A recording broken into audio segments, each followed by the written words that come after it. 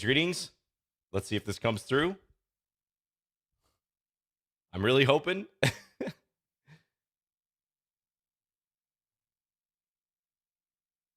Are we good? Yes, we're good. Okay, cool. Excellent. Excellent. Yeah, sorry for the couple of minutes late, guys. I had to re-input the stream key because my broadcasting software, for whatever reason, I think they're going through a hard reset of the software. So it's requiring you to re-put in all your stream keys and whatnot. So technical stuff. I'm not very tech savvy, but I managed to figure it out in like 2 minutes, fortunately. So greetings. Hello, everyone on YouTube and Twitch as well. We are on both sites. Let's get started here. Accept random challenge. Endgame of Thrones. You're up first. Good luck, my friend. Let's play a Sicilian in this first game. If this is your first time joining, this is Lichess Plays. It's a weekly event, and there are other streamers who do Lichess Plays as well, like Sabina Foiser. She's a women's grandmaster. And I tend to do this on Sundays, and it's for 2 hours. Anyone can challenge. There's no priority given, so it doesn't matter if you're like a subscriber to the Lichess Twitch channel, a Patreon, or not, a patron, I should say, of Lichess. If you have the little wings next to your name, all that stuff is great, and we definitely appreciate it. All of Lichess appreciates it, but there is no priority given to any of that. Ooh, and this is a knight. So we accept all challenges. So anyone's free to challenge me. I am International Master John Bartholomew, Fins, F-I-N-S, on Lichess. Send me a 3+0 challenge. Hello, Neural Mapping. What's up, Toxin Poe? Let's back this knight out here. Good evening to Richter's neighbor as well. Hello, Imha. And as always, our YouTube viewers. Doug says, hearing me loud and clear. Good stuff. Excellent. Kay Dunn says, hello from a very windy England. Yeah, it's been windy around here lately, too. I am in the Midwest U.S., and it's been a very windy, cold winter. Not a whole lot of snow, but yeah, the wind has been brutal. Actually, today it's quite warm, I got to say. It's, what's the temperature? Let's see. It's 43 right now, which is 6 Celsius, it looks like. So yeah, we're enjoying a nice day. This is rare, or it has been rare. But it's going to snow again. We're going to get a bunch of snow in the next couple days. Let's attack this. Yeah, that's warm for us right now, for sure. It feels so good. I'm going to have to walk around outside a little bit after Lichess plays today.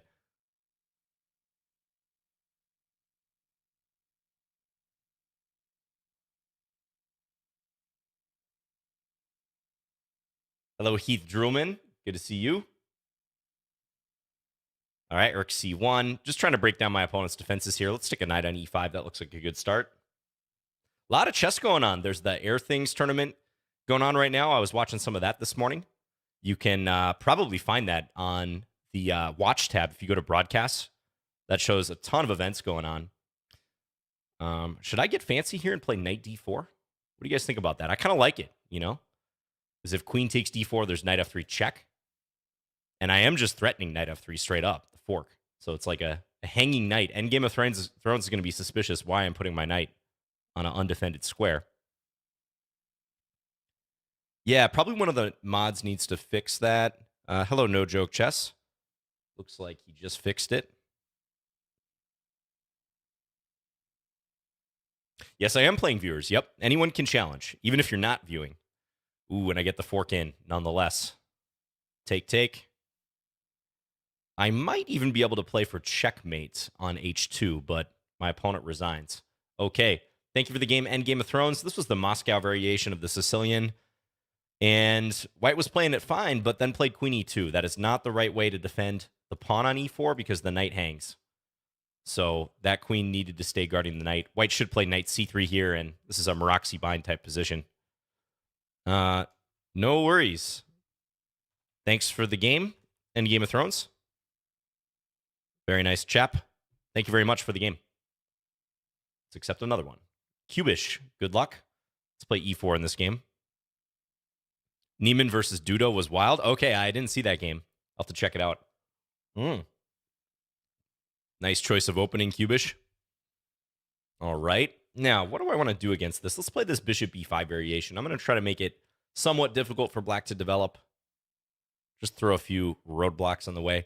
I have not looked at this line in a long time, but I'm going to guess Stockfish, the modern engines, kind of like this approach for white. So the idea is to try to get black to put the bishop or the knight on d7. Then I'm actually going to drop this bishop back so that black's queen their bishop rather, interferes with the queen attacking d5. So basically, I've given black the move bishop d7 for free, but I'm arguing that this is not a productive move for black. It actually hinders black's coordination. Hello, Catnip. You can find my username, Fins. You can do play with a friend on Lichess. That's probably the easiest way to do it. And you can send me a challenge. But yes, only 3+0. If you send me a 3+2 challenge, I'm going to have to abort the game if I notice, unfortunately. Sometimes I don't notice, but... All right, let's play knight f3. Maybe I could have gone through this square too to try to defend this, but let's just see how this works out. I like the look of this outpost square on e5. All right, we don't want our bishop to get trapped, so let's just play a3, prepare a little cubby hole. Good afternoon, Happy Gilmore.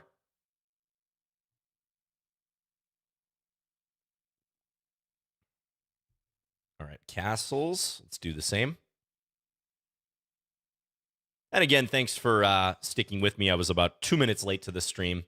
Had to re-input the stream key. There's some broadcasting software. So I use a piece of software called XSplit.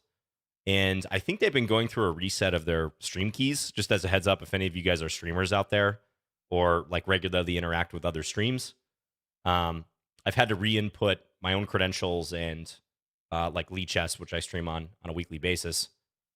I think OBS is doing the same. OBS, Open Broadcasting Software, is another very popular platform or program, rather, to stream on. And I think they're doing something similar. So just a heads up. Now, this is hanging in two different ways. Bishop takes or knight takes. I'm debating which one I want to play. Probably knight takes because it hits the queen. And then I can do a discovery. Honestly, it may not matter much.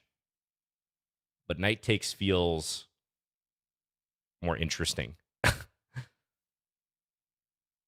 But truthfully, I think they're both pretty good. Let's play knight takes. Oh, thank you very much, Cubish. That is a long time. Wow. If Cubish has been watching my stuff going back to 2015, that's pretty much the entirety of my YouTube, Twitch career. So I greatly appreciate it.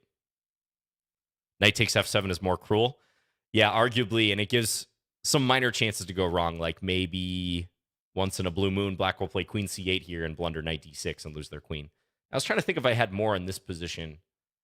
I don't really think so. I think I should just do this and go take it. I mean, I kind of want to find something clever, but I'm not seeing it. So let's just go check. Discovered attack. Yeah, we'll just bank the material. Just go for the material and then develop. I should be a little cautious here. That queen is pointed towards my king, so I maybe should have prevented some counterplay from black, but I think it's fine. Yeah, very good move right here. Threatening checkmate. I got to play g3. Now black could take this pawn is the thing. Knight takes. And let's see. Bishop e3 maybe? Yeah, let's do that. Okay, so I'm up in exchange only now. Black did get back one pawn. Could maybe win back another pawn, but rook d8, preparing some sort of ambush. Thinking about bishop d4, rook c1. Queen e2 I think also makes sense. Let's go queen e2. I think that's probably wise just to get out of the alignment here. Oh, your notification said it was Sabina. Yeah, that must have been the older title. And this is a free night. Again, shout out to Sabina. She also does Lichess plays. All right. Thank you for the game, Cubish. So I believe, Cubish, in this variation, you want to take earlier measures to try to win this pawn back. Like bishop g4 right here is a move. You can try to get your bishop out, attack the queen. I was going to play f3 and then try to make your life difficult in getting this pawn back. I think you can play b5 as you did. I don't know the current state of theory in this line. Here again, you can see bishop g4 and a5 are usually played, so a little more direct than what you did. You went g6, but I don't think black has time for this. Once I get coordinated a little bit, as you saw in the game, it's kind of awkward for you to regain your pawn smoothly. So probably if you're going to play that line, just make an effort to play bishop g4 or a5 if you're going to pair it with b5 a little bit earlier. That said, I got careless. Knight c3, the engine is yelling at me. It says, John, you should have respected knight g4. h3 is the move here. Okay. All right, thanks again for the game, Cubish. Let's go to another one. Otis48, you're up.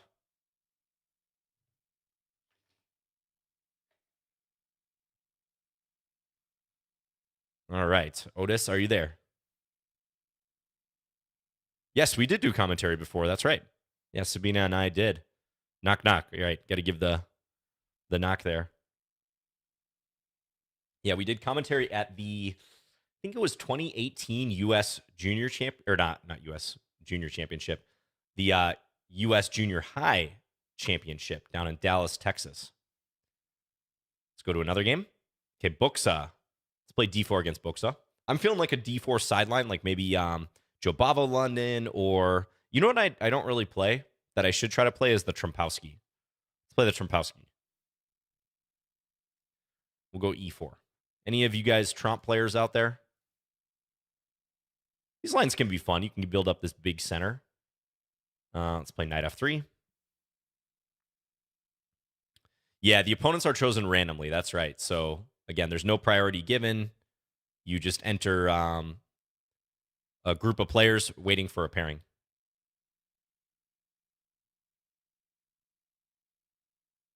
And once again, we can't get to everyone.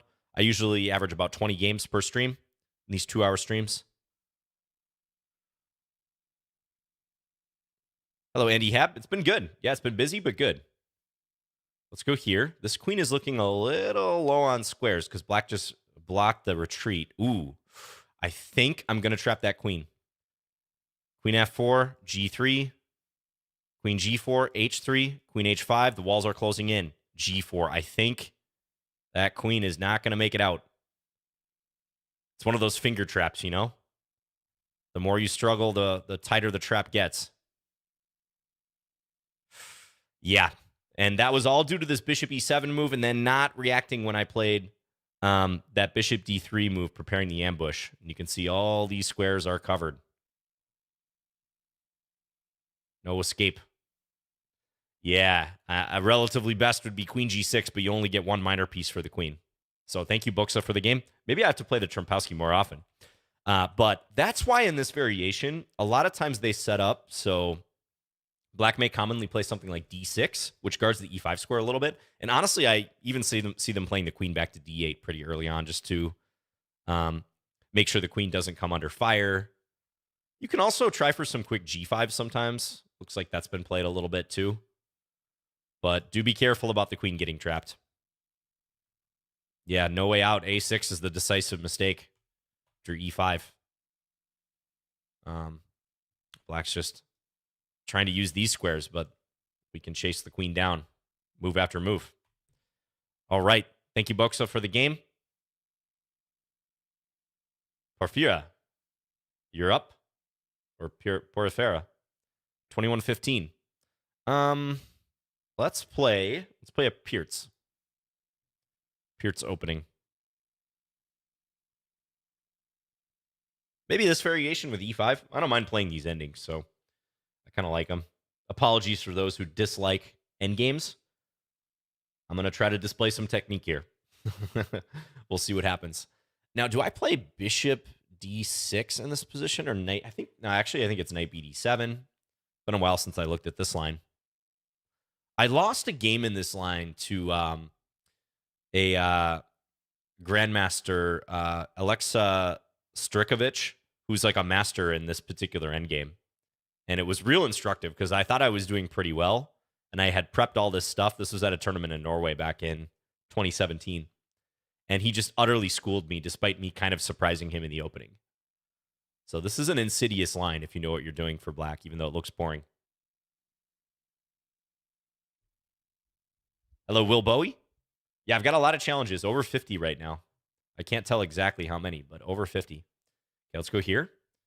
And I'm okay with this trade.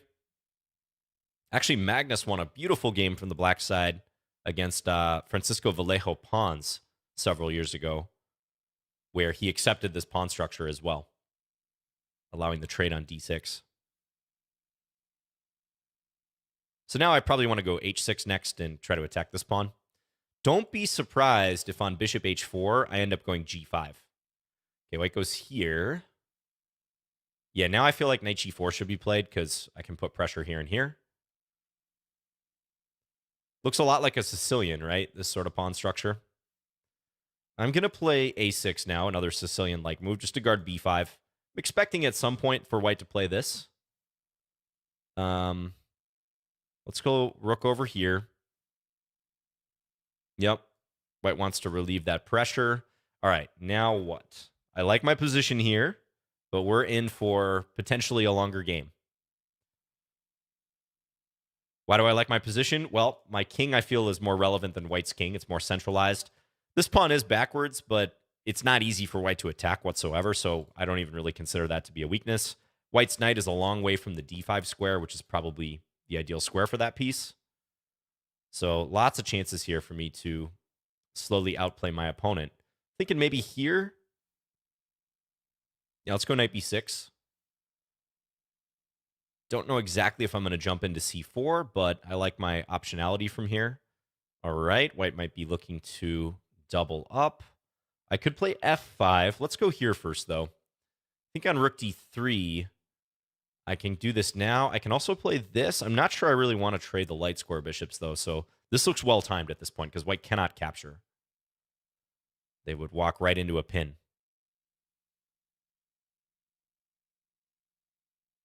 Mikhail Tall Disciple says, oh no, I thought we were going to get some Austrian attack or 150 attack from the opponent. Yeah, those are dangerous lines against the Pircs, right? Okay, white goes back. Now, do I continue with this? Do I go for like a big clamp sort of thing? I might even have some sort of operation like this. Not quite working, though.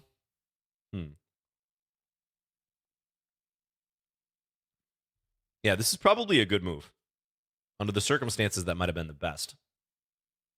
Oh, I can actually just take, can't I? I might be taking that back, what I just said about it being a good move. Yeah, because if takes, bishop f5, and now I get a chance to play d5.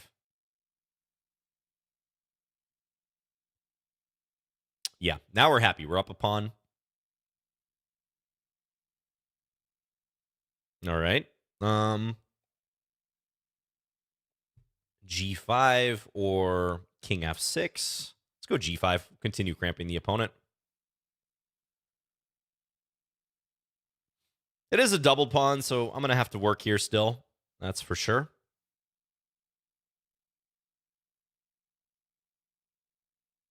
Ooh, now I get d4 in, denying white here. Someone asked, how did that game against the GM proceed in that line? Good question. I played a quicker bishop c4 in that variation. So it was a little bit different, yeah. Okay, I want to keep this one safe. Very important. So knight c4 or maybe rook c5, rook e5. Let's go knight. Yeah, let's go knight c4. I got to hurry now. Don't have a whole lot of time.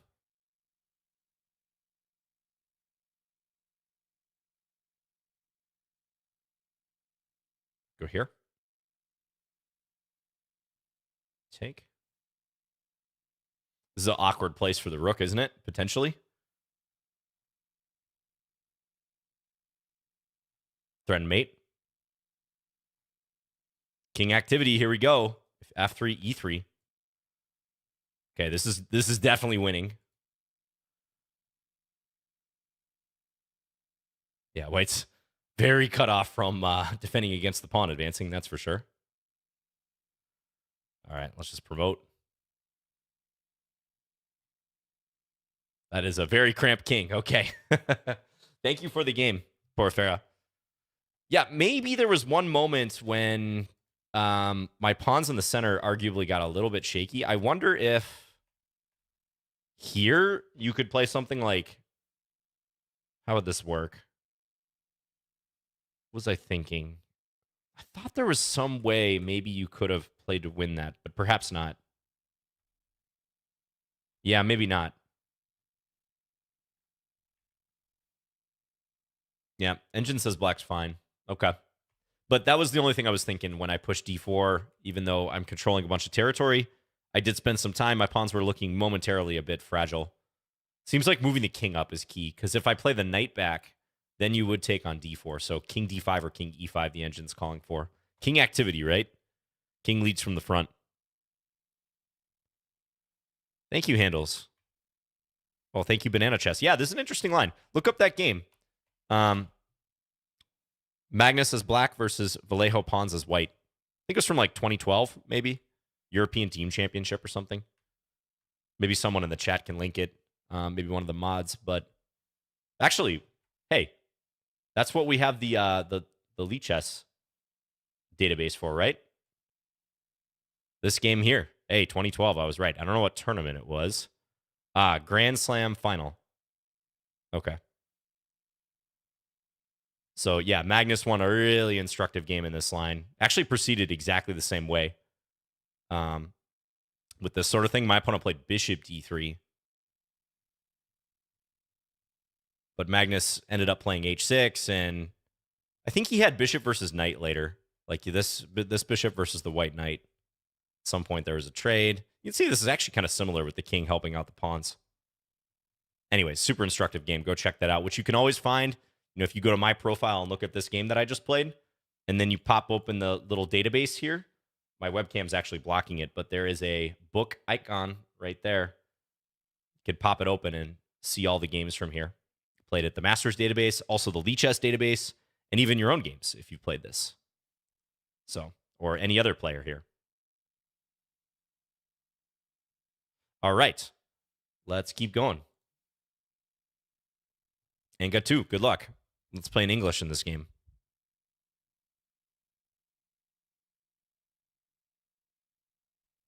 Goal Beats asks on YouTube, do you think castling is a must in a blitz game? Well, I would say castling is one of those things that sometimes people try to get fancy and delay, maybe because they've seen master games where a master does that successfully, but I would not recommend that approach. Yes, I think normally castling is going to be a good idea. You should do it. You should do it early. Try not to get too fancy with it unless you have a real good reason to do so. Let's take like this. All right, so we've transposed into a Tarras. Let's play the main line. We'll go bishop g5.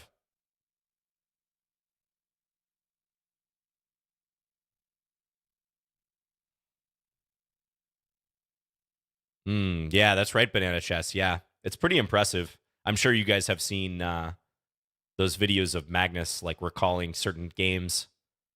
I think there's one where David Howell, maybe about a year ago, was setting up some positions in like a physical board. I think they were at the Good Night Bar in Oslo, actually, which is a famous chess theme bar. And David was setting up various positions from famous chess games and having Magnus see if Magnus could guess where they came from. And of course, like he knew pretty much all of them. And there was one that was a game that Anand actually lost in like 5 moves in the Petrov. Pretty famous game. And I think Magnus recognized it before knight f6 even hit the board. Or maybe just as knight f6 hit the board on move 2 in the Petrov. He's like, oh yeah, Zapata Anand from like 1988 or 89, whenever it was. You guys can find that video on YouTube. Magnus has done it before, too. There's one with John Ludwig Hammer. So it's another instance of him. Let's try to win a pawn here. Another instance of him correctly showing his recall for chess games. Okay, defend this. Magnus said, "You're so predictable in that video." Oh, yeah, yeah. He said that to Howl.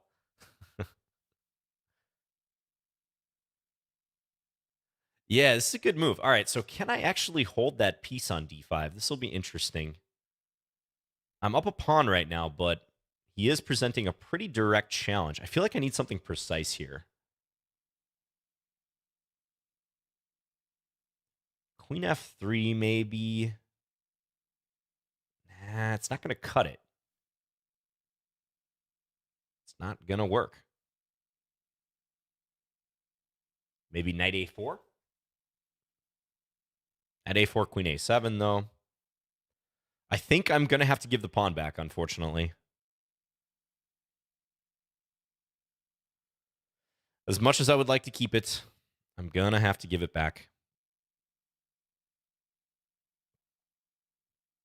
I have to be careful not to be worse in the resulting position, too. You know? I don't know. Don't quite know what to play. Let's go queen f. Nah. Let's go knight a4.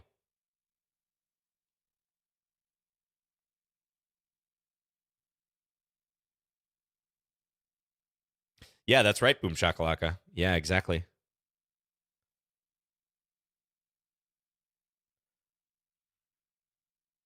So it seems I should not have taken on d5. It seemed like the way black played it that pawn was dropping off, but I guess not. I have not seen it the way that black played it in this game. But we'll check it out afterwards. Mm-hmm. And now...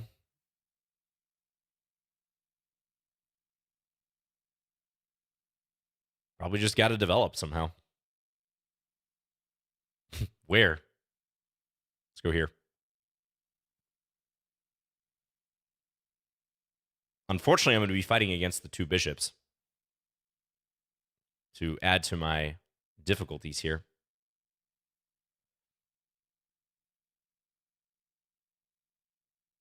I have some tricks, though, maybe.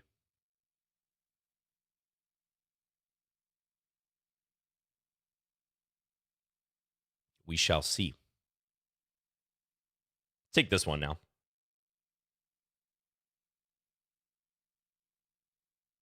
Go h4, try to make some space.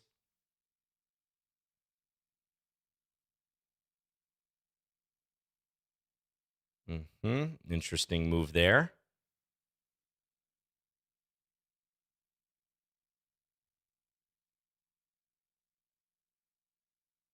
Trying to cramp my opponent, but not easy.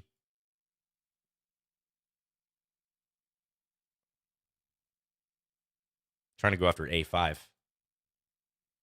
Get to take that one. So he's kind of making some blunders now. But maybe my knights get forked? Maybe not. Knight d7. I have knight d7, fortunately.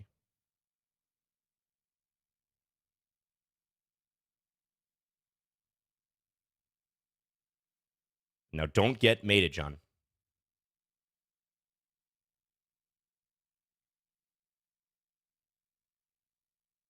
Attacking the bishop.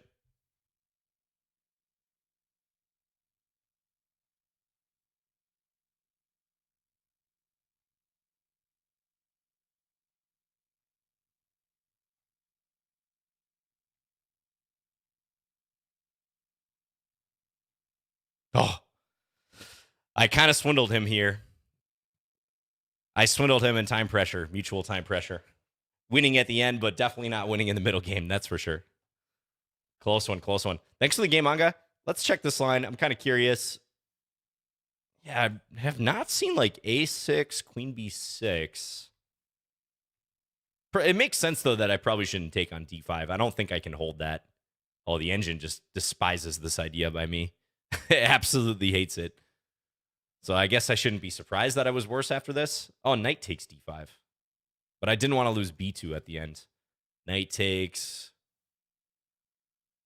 Engine says that's fine. Rook b1 and probably prepare some sort of ambush like knight c5 or something. Bishop a3, knight a1. Oh, that's funny. Of course, I didn't see that. Interesting. And then queen b3 coming. All right. Okay, Stockfish. Yeah, so after this, I was really struggling to figure out what to do. It's not easy. I think I'm just worse. Because the problem is not only is black going to win the pawn back, but probably they're just going to have the bishop pair in an open position. I'm sure I could have played this a little bit better too, but this is looking pretty sketchy for me. I had to summon all of my swindling skills to survive here. This is already -5 for Anga. Rook d8 is good. I think I dodged the tactics pretty well around here. Ooh, bishop d4. Do you guys see why bishop d4 is so strong here? Quick little tactical test. Why does it say that this is like basically -5, -6?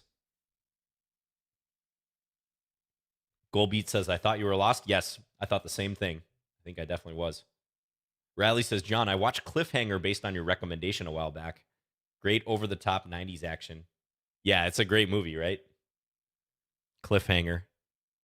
Exactly, right. It's hitting the knight, and it's threatening, most importantly, queen takes g3, which will be checkmate in 2. That's just a brutal move. Absolutely brutal. I guess I could go here, but my coordination is so bad. Something like queen e5, hit both knights. Black can probably even win by taking and then taking here. Very similar operation. Yeah, queen e5 is crushing. So, yeah, if this is a longer game, Anga would have found something like that. All right, thanks for the game. We survive. Nimzo-Vic. Okay. Let's play the Nimzo Larsen against Nimzo-Vic. B3 on move 1.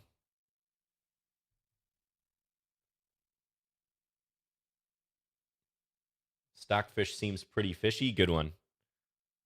I agree.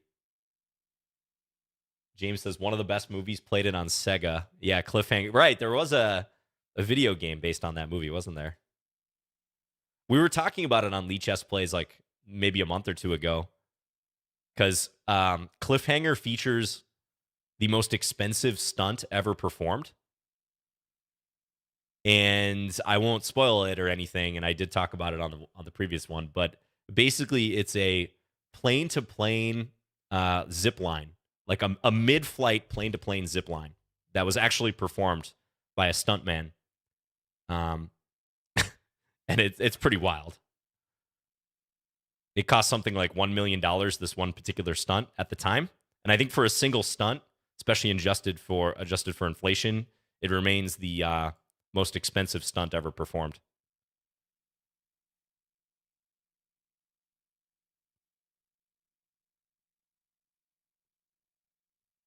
All right. So I like this for me, but I got to keep this structure together.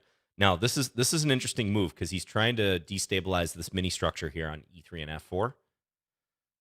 Knight c4. I think I could play g3 as well, maybe. Just g3 take, then knight c4. And kind of claim that I'm going to win that pawn back. I kind of like the look of doing this right away, though. So I'm going to do it. And if takes, probably like queen f3. Something such as that.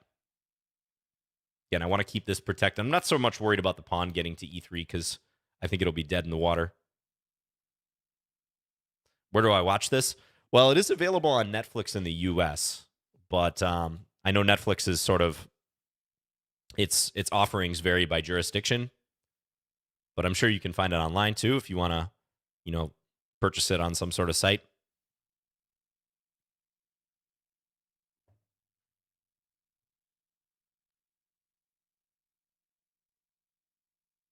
Aditya says, "Okay, I will surely watch. Just don't spoil it or anything." Yes, I will not.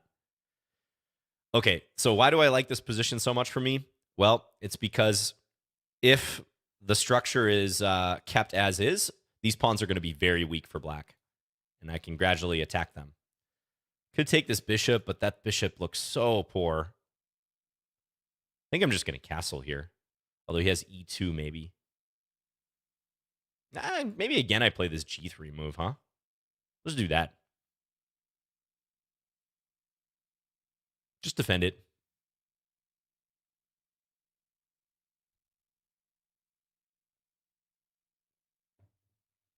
Andy Hab says, I thought Nolan's opening scene in the Batman movie was pretty expensive. Also, the plane crash scene in Tenet. Oh, yeah, those probably were. I'm not as familiar with those, although I have seen both movies. Okay, there. Again, I'm just going to castle. Could maybe think about bishop e5, but I'll buy my time. I have a beef with Tenet, by the way. I posted this on Twitter when I first saw it in theaters. The sound mixing for that movie was just weird. I know it was intentional by the director. I think that was another Christopher Nolan movie, right? But it was so loud seeing that in the theaters, and you couldn't easily parse the dialogue as a result. And to me, it made for a pretty like unpleasant viewing experience or listening experience. Kind of ruined the movie for me. Like they decided on this over the top, real bombastic sound mixing with a lot of the background noise dominating, even over the dialogue, and to me it just fell flat. That's Finn's the movie critic right here. Hello, Smithy Q. Says this was a marketing tactic, make people watch it multiple times, sell more tickets.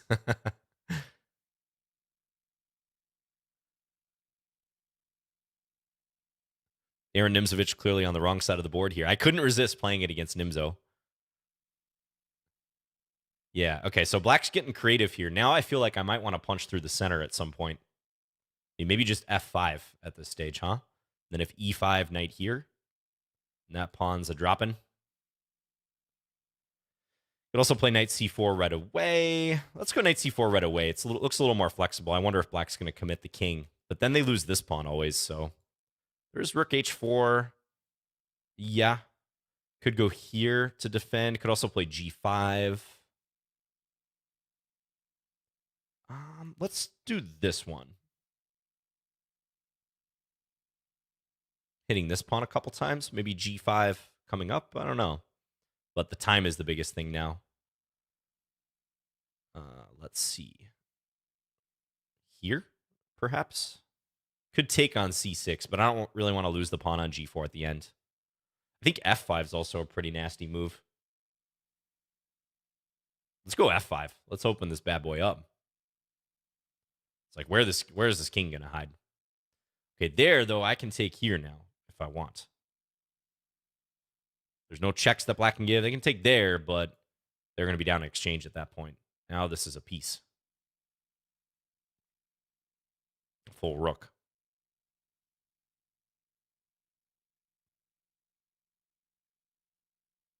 All right. Thank you, Nimzo. Appreciate it. Appreciate it. Yeah, so it's my opinion in these structures that Black should not allow White to capture on c6 and double up those pawns in true Nimzo style.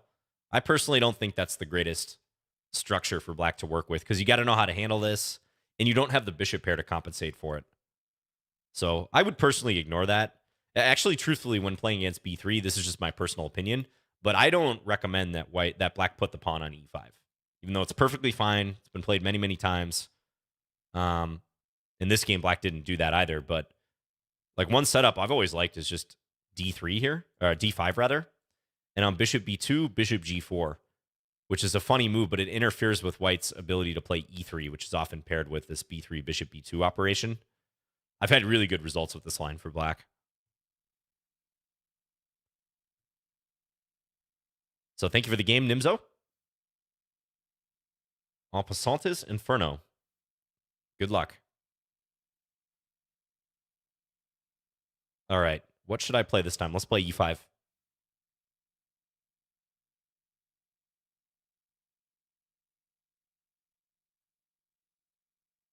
Oh, yeah. Tenet was also a very complicated movie. Yeah, that like cognitively demanding movie to follow. Absolutely. All right, we got a main line here. Main line Giuoco Piano. Take on e4, all theory. Do you guys think Tenet was more complicated than Inception to follow? I would maybe compare it to that just in terms of like the difficulty of the plot if you're just casually watching it. All right, my opponent knows what they're doing in this line. I got to be careful. This is all theory. This is all correct. D6, and now bishop G5 is the standard thing to do here.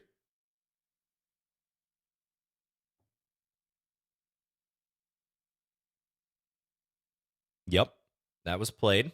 All right, we might see the absolute main line here. Take. Now I'm going to go h6. And if white knows bishop, not bishop. If white knows the correct idea here, I will be very impressed. Okay, this is the first slip. Because queen e2, take, rook e1 is actually the idea. And then black plays bishop e6 to block. I think on this one, I can just castle.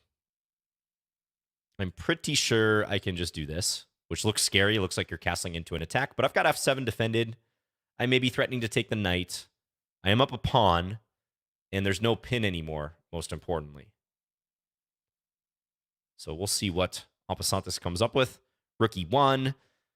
I'll probably move this knight now. I'm thinking knight f5 is the move. I don't think I get hurt with that. Maybe knight takes f7, but I actually don't think that should turn out well for my opponent on queen f6. But let me think for a second. If knight g6, then knight takes f7 may be possible. So I don't think I should do that one. I think knight f5 is going to be the move here. Knight takes f7, queen f6. How do I feel about that? Rook e8. Queen takes f7. That looks decent. Let's go. And if here, trying to get fancy, I play queen takes g5. Again, looks scary, but I don't know that the tactics actually work out. And here, I should probably just take this, right? Let's pause for a second. Take, take. If rook e8, I have bishop d7 at the end. That checks out. Yep, let's do it.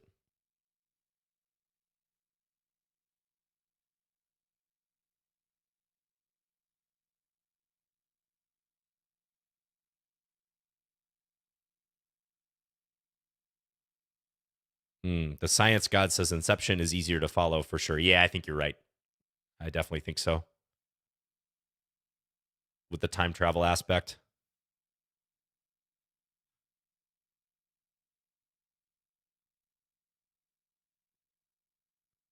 All right. Yeah, this knight's defended, so all good there. Let's play g6. Just block the bishop as well. Well, I could try for g4 to try to loosen the knight, but I think knight h4, knight d4. Knight d4 is probably the most forceful here. Do I win an exchange with this move? Not quite, but looks good.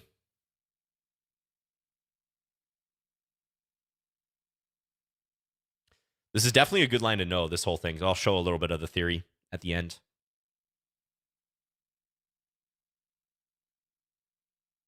Yeah, my opponent knew a lot of it up to a certain point. Let's just go here. I could take that pawn, but I'll just offer a rook trade first.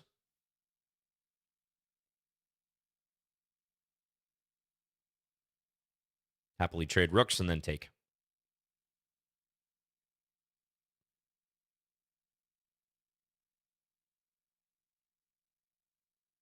Take another pawn.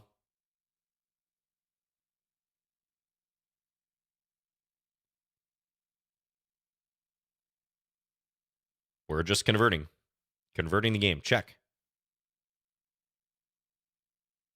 All right. Thank you for the game, Oppasantis Inferno. Oppasantis Inferno. So, yeah, this was all theoretical stuff. Now, I believe that if you follow the absolute theoretical main line out of this, Black's probably a tiny bit better, but it's very interesting.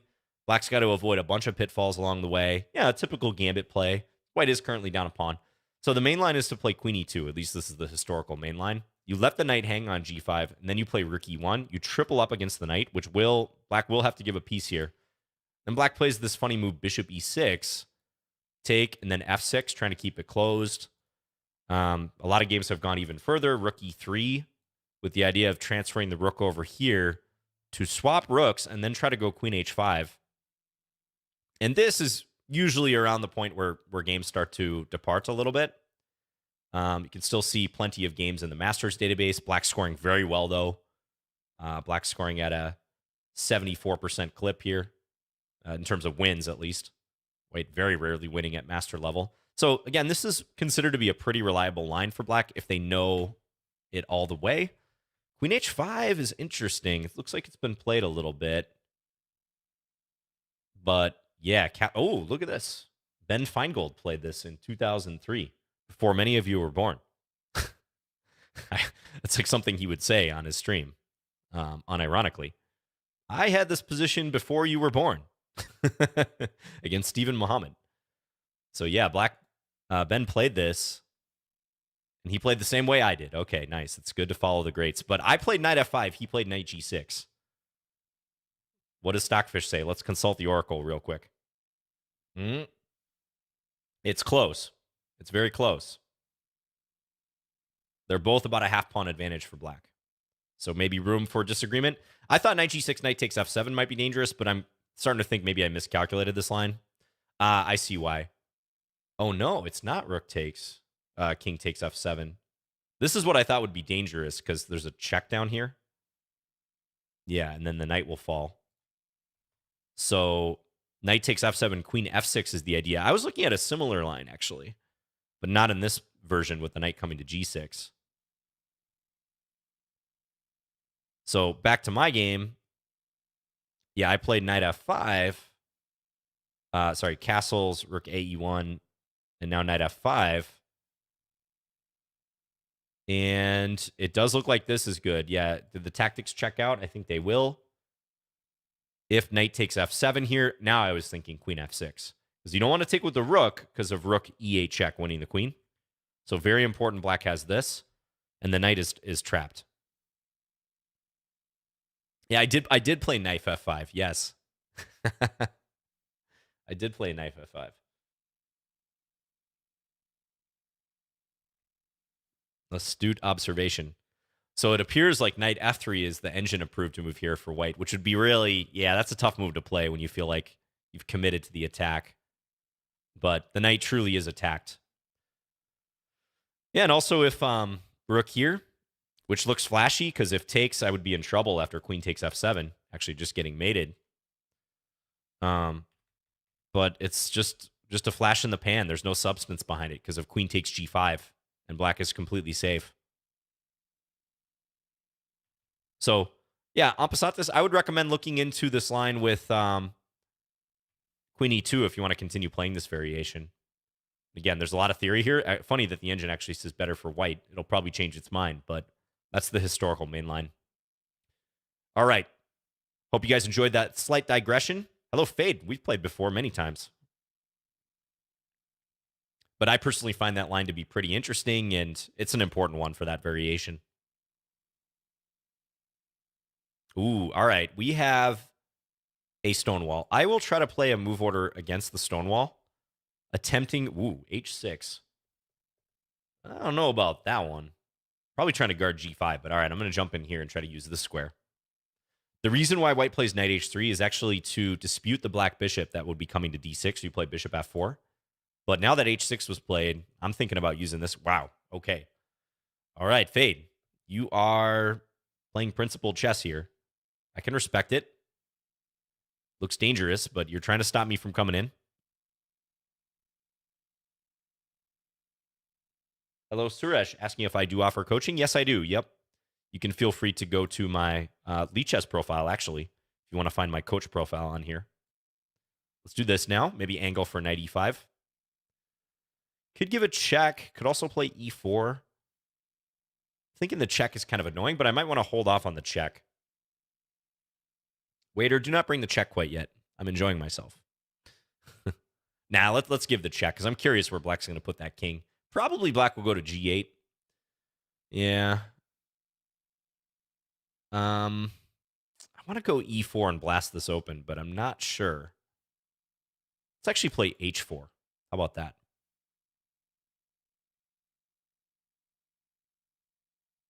Okay. Now knight g6. Do I go into the depths of the position here? It looks justified. Let's do it. Hit the rook. And on rook h7, probably just take here. Yeah, let's just take. And then I'm going to take here. I'm not going to take on h7 because then king takes and my knight is hit and unable to escape. So I think it's important I take this way so the knight can back out through f4 or h4 in a timely fashion. I think this is fine. My pieces are a little bit loose right now. The minor pieces will all be undefended. but I don't see how my opponent will take advantage. Now probably just knight here. It's also knight h4. Let's do this one.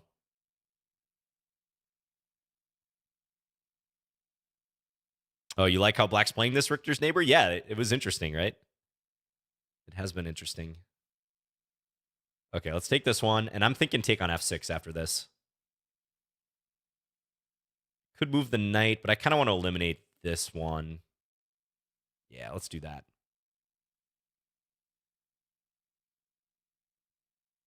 Bishop takes f6, and then I might take on h7.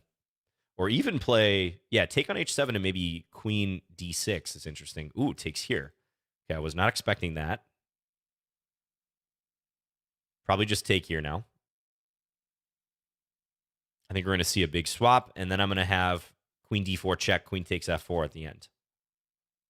Or maybe I can castle and play for an attack. Black's behind in development here, too. Nice that you have your decorations out early. Well, thank you. I did, in fact, let my chat decide recently. Let's castle. Let's have some fun. Could just bank this pawn, but let's play for the attack. My Twitch chat did decide that I should keep the tree out for longer, so I had to respect their wishes. Oh, and Fade resigns. Yeah, this is looking pretty grim. Yep, thank you for the game, Fade. So, interesting little move order wrinkle, this knight h3 move. Again, it's because black's playing the Stonewall, and in the Stonewall, black's going d5, bishop d6, and their dark square bishop is a super important piece because they have so many pawns on light squares. So the dark squares are a bit tender, very tender, actually, so they want to keep their dark square bishop. So the point of this whole knight h3 thing is, let's say d5 is played, castles, bishop d6, white can go bishop f4. I've had some games of this, trying to trade off the bishops and hop the knight to f4. So Fate, I think, probably was just trying to rule out anything coming to g5, but yeah, I have a feeling this gets a little suspicious. I think white probably is substantially better here. Yeah. And knight g6 is justified. All right. I always get a little nervous when a knight's like deep in the enemy position like that because it may not come back, but just so long as I don't just snap, knee-jerk, take the rook, because then the knight is in trouble. It is getting trapped. So just made a point to take here, which frees up the escape. So I think that h6 move, Fade, probably is to blame for a lot of your troubles there. Thanks for the game. Otto Vaughn, good luck. All right, let's play. I hate to do this. It's my least favorite opening against e4, but I'm going to play it. I'm going to appease you French players out there. We're going to play the French defense. I guess I have a love-hate relationship with it, mostly hate. I just genuinely do not like most of the positions that come out of the French. But I will admit some of them are interesting. Some of them do become pretty fascinating. Okay, now the normal thing to do is knight c6. I'm going to play in a way that I actually have a student who plays like this. This is going to look pretty odd, but I'm going to send the other knight to c6, and then I'm going to try to trade light square bishops, because the light square bishops are the bane of black's existence in many French lines. Black's light square bishop, that is, being such a poor piece. Yeah, exactly. Brian Tillis recommends this in his Chessable course. Let's do this.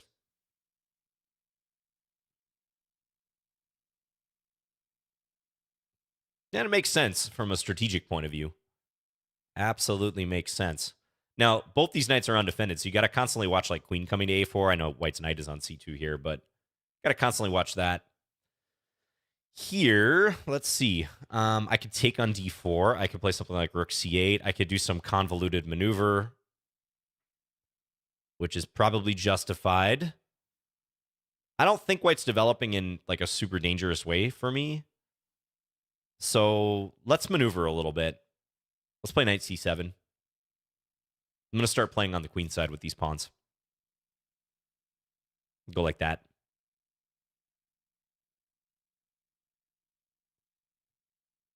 Just grab some space over here, huh? Maybe knight a5 coming up. This is what French players do, right? They kind of snake their pieces in. White's playing a lot of natural-looking moves, but where is the pawn play? That's always the thing I wonder here. Where is White going to play with their pawns? Because this structure is pretty fixed in the center. These pawns aren't doing anything. In fact, this one on b2 is pretty much just a target. Oh, knight a1. White taking some inspiration from the knight a1 suggestion in that Tarras game that I played earlier.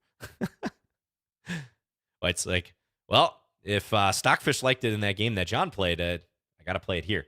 But it makes sense. They're defending the pawn. I don't know that I want to jump in quite yet. Let's play... I probably do. Let's play knight c4. I was thinking about moving the queen, but bishop g5 is kind of annoying, so let's do this first. I don't know about this knight, though. This knight's not very well placed. I'm kind of doubting whether I should have played knight c7. I could still try to improve it, but I don't know.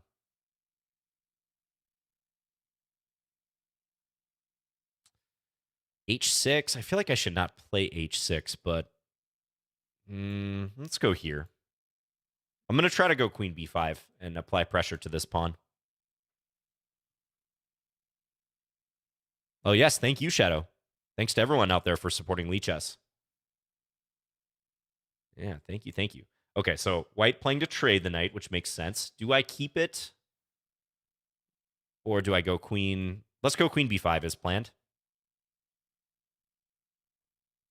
Attack the pawn. Banana Chess says, I'm bad at contesting closed positions. Yeah, they can be tricky. They're very much driven by pawn play and piece maneuvering. Hello, Evron, by the way, says, hi from Turkey. Vidong asks, John, can you recommend something aggressive for black for 1900 Lichess Blitz? Against what? E4 or D4? All right, let's trade here. I'm going to play real minimalist around my king.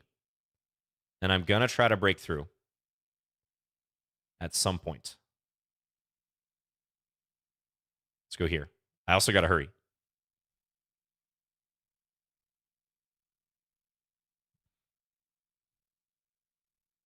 Ooh, he takes. I don't know about taking. This seems to play into my hands a little bit. So again, I'm looking at this pawn down here. I think that's going to be a big weakness. If I could ever get the knight to c4 again, we're in business. How do I get the knight there? Maybe this maneuver. Maybe.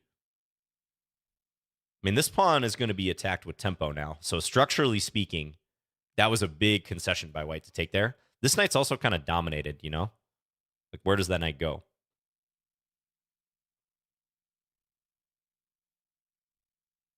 This whole structure is neutralized. Oh, knight back to a1. All right. We're getting deep here. Watch knight takes a3 coming up, though. That may be a tactic. I think it's going to be too tough to hold this for White. Might have had c4 too, but c4 rook d1 would have defended the rook. So better to play like this. Fork.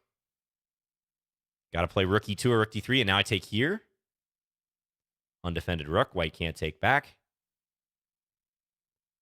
Things are collapsing.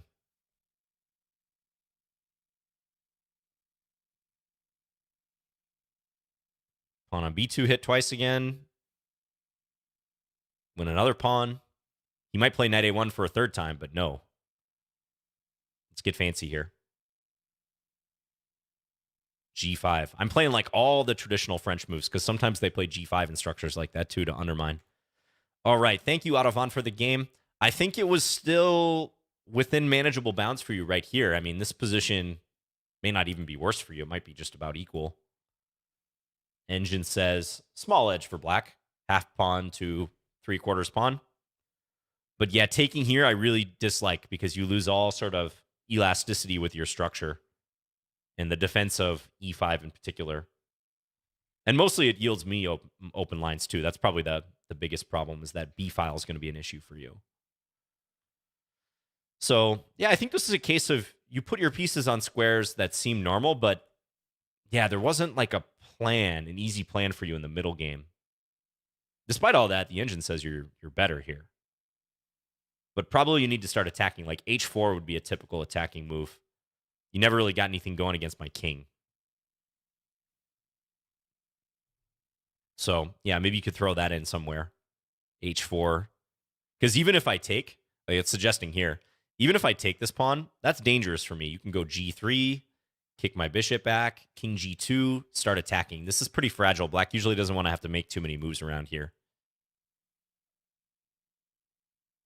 All right, so that was a French game where, yeah, I went for a early trade of the light square bishops and kind of worked out, I guess, but interesting nonetheless. Again, most of the time, black just plays knight c6 and often queen b6 or bishop d7. This knight will come in the game like this or this, trying to go to f5. Thank you for the game.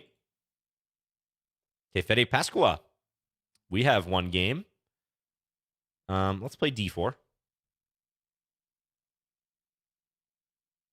Maybe a King's Indian attack. I can try to play that in the future. Speaking of rapport style, though, I will play this way. We might have a transposition into a French, though, if Fede Pasqua plays d5. I guess I could have kept it in pure Jobava London territory. Jobava rapport territory. Yeah, now we've transposed. I kind of like this line for white, though. I have some experience in this. Joe Care says, winning on time while streaming. Good job, John.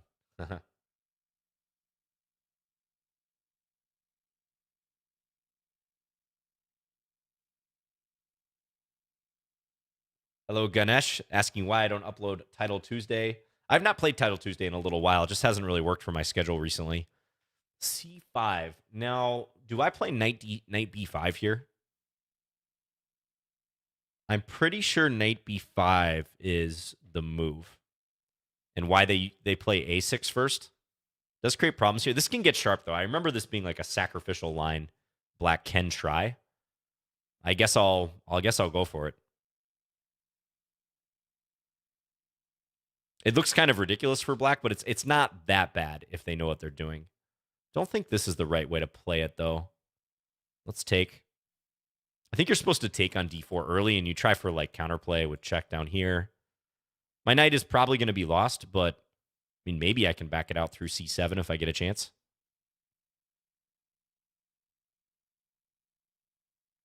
Yeah, Hans Niemann plays this Jobava London really well.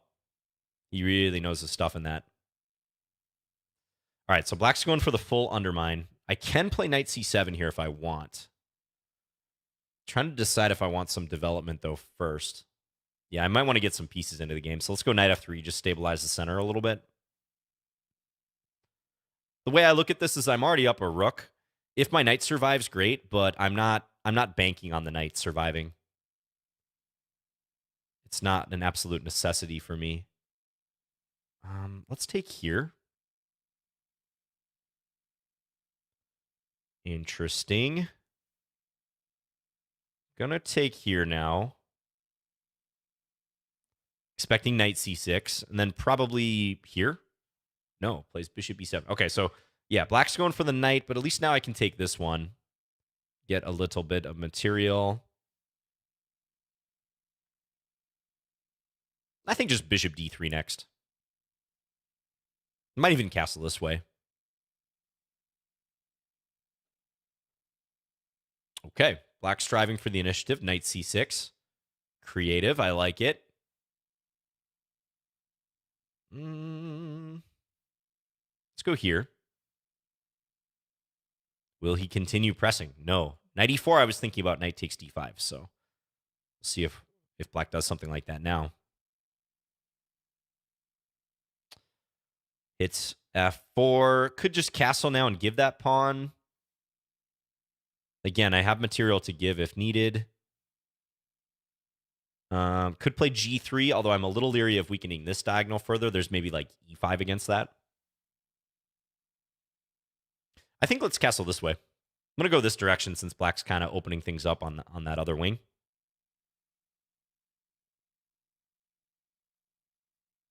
Knight takes f4. I think I'll play rook f1.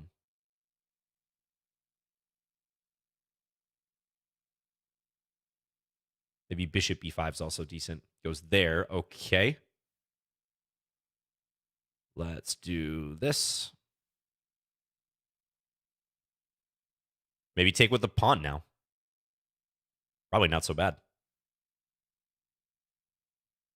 Now I'm going to blockade e5 and maybe attack e6 as well. Still up in exchange.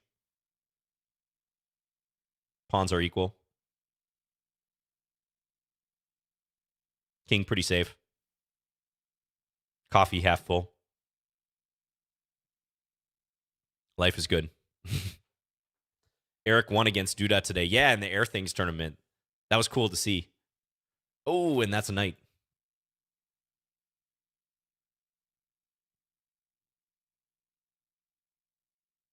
Okay, thank you, Fede Pasqua, for the game. So this line gets a little murky. I think it is possible for black to play this way. Again, I believe black usually plays a6 here. Let's just take a quick look to stop this whole knight b5 invasion. But c5 has been played. Yeah, knight b5 critical test. There's games in this line. Let's just sick the computer on this position, see what it says. I thought c takes d4 was the move here. Again, it's giving an edge to white, but it's going to be complicated because you can't bank on that knight surviving after you take the rook. And this opens up stuff like this. The center is pretty tender for me. So I think if you're going to do it, you should play it that way. b6 actually just strikes me as being too slow. I didn't see anything major for you after this, Fede Pasqua. Like, you were trying your best to attack, but I think maybe you go knight e4 here is a little more challenging. But I think largely the damage has been done. At least with knight e4, though, maybe you can sneak in queen b4. I was thinking about knight takes d5, but evidently that's not even best just here. I mean, at least something like this looks a little more dangerous for me. Knight d2, only good move in this position, evidently. If here. So unsound for black, but you have some practical compensation, especially in a blitz game. Yeah, after this, I didn't see a whole lot for you. I think not enough compensation. Thank you for the game, though. Appreciate everyone coming out today for Lichess Plays. Sally Bovic, you're up. We have one game before. Kind of remember that game. Okay. I played Sicilian, French, Pirc. I think I played e5. Let's play Caro. I'll play Alekhines as well against e4 at some point. But let's play Caro-Kann. I know there's a lot of Caro-Kann players out there. A ton of you get this variation. Did you guys see the game between Aronian and Vincent Kamer in this line? Beautiful game from the FIDE Grand Prix. Model game for white and featuring a really cool concept where white voluntarily accepted double isolated pawns on the d file.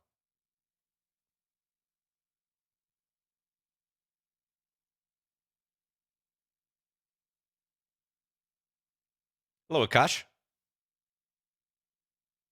What is my favorite building material? It's an interesting question. My favorite building material. I mean, I got to go with wood because of the ambiance, you know? I'm not going to say something like concrete. Let's play bishop here just to have the option of bishop g6. I also like a good pawn chain, you know, a good sturdy pawn chain.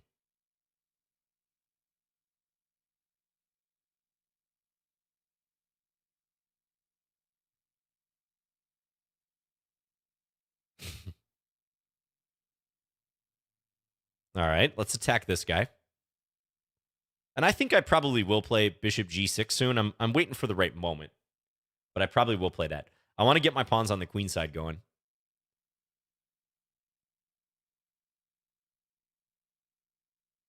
Wood works for Scandinavian housing. That's right.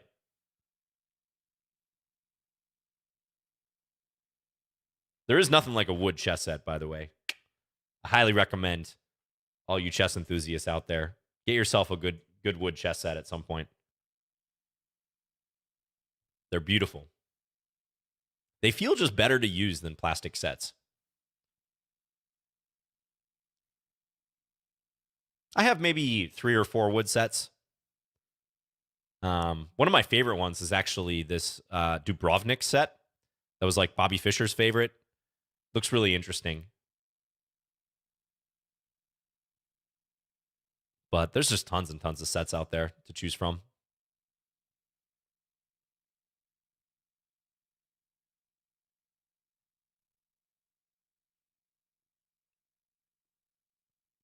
Let's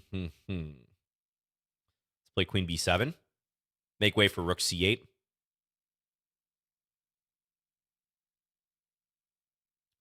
Reykjavik 72 set. Yeah, that's a nice design as well, for sure.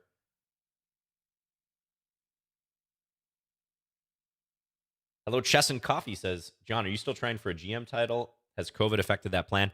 I wasn't really actively playing tournaments even before COVID. So no, not at the moment, but still haven't ruled it out in the future. That's for sure.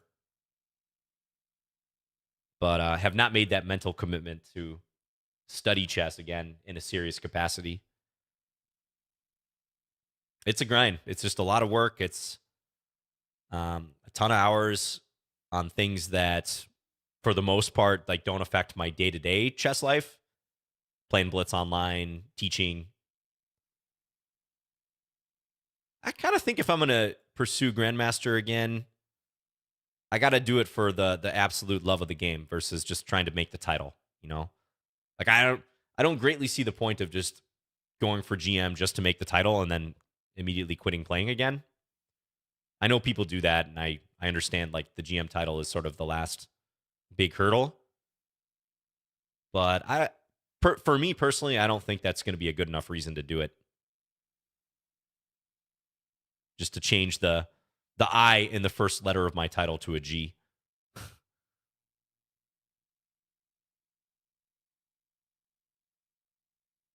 Going for b4 here. So this has been a slow-moving game, but my attack has finally taken shape here. I'm going to break the enemy structure. Okay, so I could trade everything on c1, assuming white takes twice. But I think I should take this way first. Let's do this one. I mean, the position is still probably fine for white, but they're going to lose on time. So the bishop's defending here. I'm thinking if I can be fancy somehow, trying to induce this, but honestly, probably just taking is best, and then like queen here. I mean, I'm a little bit better in this resulting position, I think. It's not much, though. It's really not a whole lot. Take, queen in. Just keep the bishop. But just no time for Salibovic. But reason why I say I think black's a little bit better, I would suspect this d-pawn is somewhat of a weakness. But, it's going to be hard to advance this. The engine might just say completely equal. Let's see. Yeah, pretty much equal. Or maybe white is slightly better if they play b3. Nope, dead equal. Every logical move, 0.0. Okay. Yeah, from a practical standpoint, I think it's kind of nice for black to get this in. Maybe I could have prepped it a little bit better. Maybe even a5. Did I miss something here? Oh, queen takes b4. It wants me to play queen takes b4. Uh-huh. I guess that makes sense because I don't really need my queen to defend this pawn in the event of a rook trade here. Probably because, let's say there's a big swap now. This. I'm going to have a check on e1 at the end. And then white would have to go here. If only my bishop were here, then I could go bishop h2. But evidently here, queen a5, black is still pressing. Black still has an edge, which is funny because this looks very similar to the game, but probably the pressure here. The slightly different structure, white's already committed to this instead of this pawn back here, where white can more easily play b3. That's enough to give black an edge here.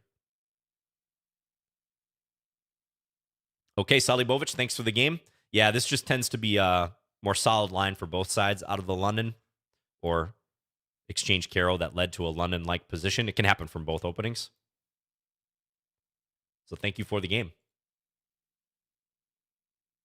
Fantastico. Let's go. I remember your username because I was mentioning the household cleaner, which I'm forgetting the name of. It's the purple household cleaner. Is it called Fantastico? But your username reminded me of that.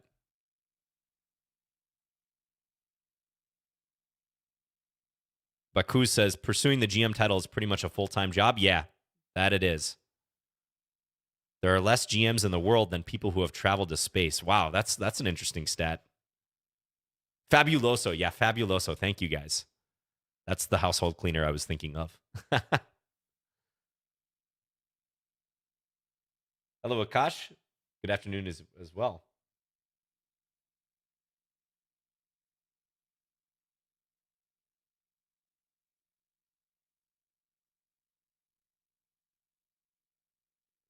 Lou says there's no way that's true about the number of people who are GMs versus those who have traveled to space. Someone could have just made that up.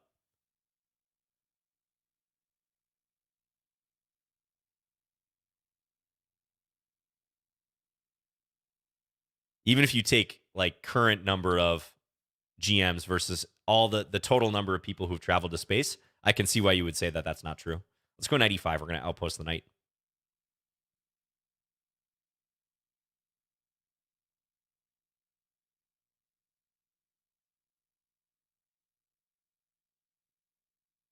It's very expensive to send people to space. More expensive than pursuing the Grandmaster title. It's also a lot more funding for sending people to space, though, to be fair. All right, this looks like an ideal attacking position for me. I just need to think how I want to execute this. Knight f3, queen f3. If I were playing black, I would want to attack this knight somehow soon. Maybe knight d7. He might be prepping for that. So I think queen f3 is probably the best move to maybe allow for this. All right, my read was correct. Now, I don't think I have a tactic here exactly. It looks like I might, like a knight takes f7 type move. But I'm not so sold on it. I was actually thinking just queen g3 here. But let me think about this for a moment. This is a flashy move because black cannot take either way without losing something. Problem is they take here. Then I take back, queen takes, bishop h7, king f8. It's not working for me. Knight c6, bishop d6. It's not quite enough. So I think queen g3 is probably going to be my move here. Let's do it. I'm very tempted, though, to try to uncork something against f7 or h7, but I wasn't seeing it.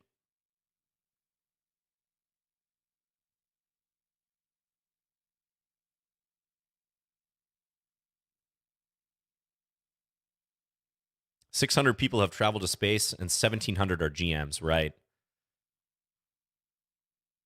That sounds legit.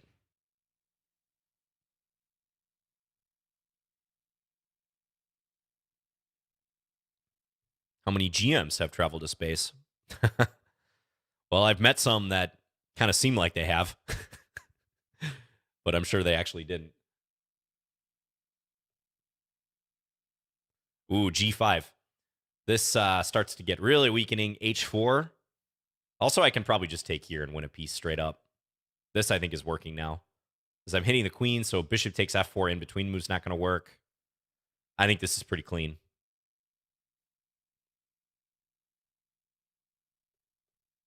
This is a pin. So it looks like we are mopping the floor with Fantastico. Sorry, couldn't resist based on the household cleaner similarity to your username with Fabuloso.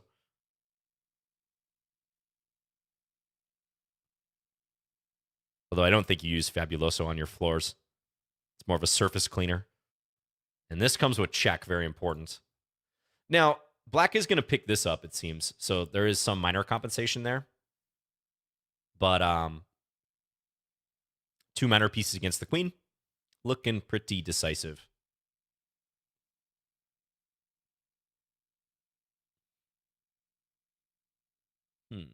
Let's go queen here. Attack that pawn. I guess king g7 kind of holds things together, doesn't it? Probably wasn't such a productive move by me. Let's go f4.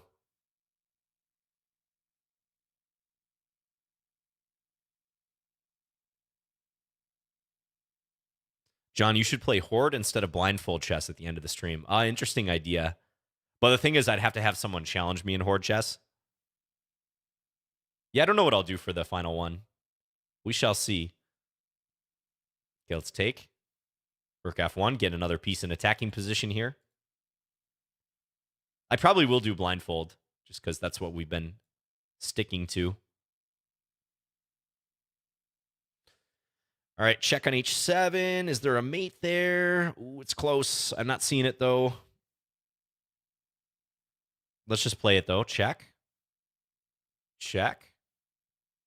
It's so close. Let's go here. Try to threaten that. And black loses on time. All right, fantastico. Thank you for the game. So, bit of a cramped position here for you. That's what happens if you try to challenge that knight on e5 a little bit later in the game. I think this already looks pretty unpleasant for black, personally. Those of you who have faced the London before, like, you may know this feeling, right? Where if we flip this around, you know that knight on e5 is strong. You know it's cramping you, but you don't know how to get rid of it. Because if you ever take with the knight, you get forked. And taking with the bishop also has problems. Like, I would take with the pawn. The knight has to move. You can try to survive here, but there's big-time pressure, like a move such as queen g3, defending. And so I kind of think black's position's already pretty sketchy at this point. That said, I didn't see a real tactic up until you played g5. Like, maybe you can survive if you take on e5 right now. Probably bishop takes. Pawn takes. Yeah, king h8. The engine's just saying, kind of turtle up here. Try to get the knight to f8 maybe to assist. It's not pleasant, but probably your best chance of trying to survive. Hello, Mr. Prostitute. Good to see you. All right. Next game. Thank you, Fantastico. Ilya T is up next. 1900. Matt says, hi, John. I saw a recent Danya video where he recommended staying away from the Scandi until 1600 or 1700. Speaking of Scandi, let's play it. What do you think? Below that, would it be better to focus on the standard e4, e5? Yeah, I generally agree with that. I don't recommend pure beginners take up the Scandinavian, that's for sure. You should get some exposure to double king pawn openings or Sicilian. Yeah, that's solid advice. C4 is aggressive, but I actually don't think C4 is that great of a move because black can clamp the D4 square.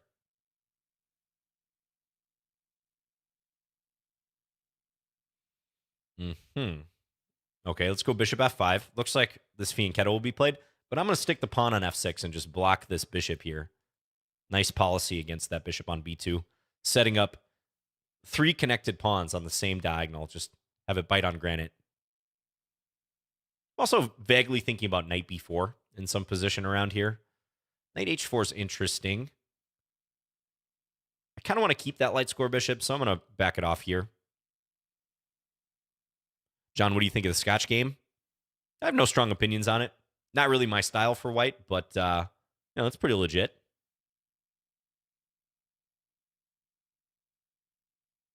Produces some odd positions sometimes, especially in the Mises variation. Hand in brain for the last game. How would that work logistically? I'd have to involve the chat somehow. Last week, I did lose the first game of the stream. That's right, to E-Player. Yeah. E-Player took me down. Okay, so white is looking for d4 in some capacity, but I think we can just develop here. I might play for g5, knight f5. I do not want to allow white to get this move in, that's for sure. So let's do this. And then I'm going to go here on knight f3, which is pretty much forced.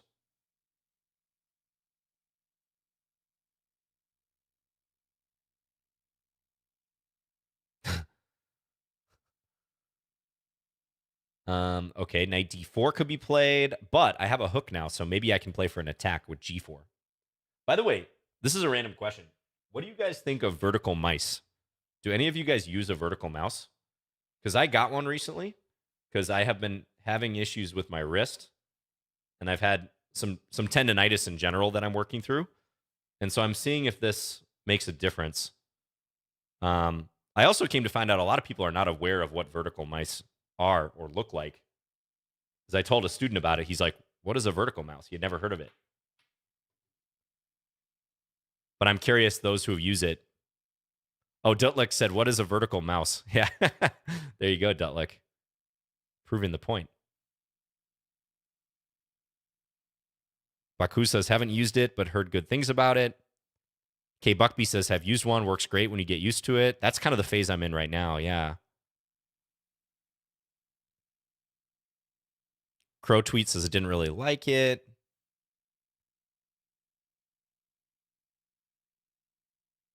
Our regular mouse is horizontal.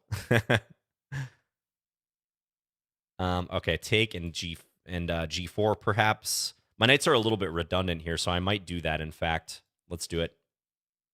Knight takes, I'll play G4, break with the pawn.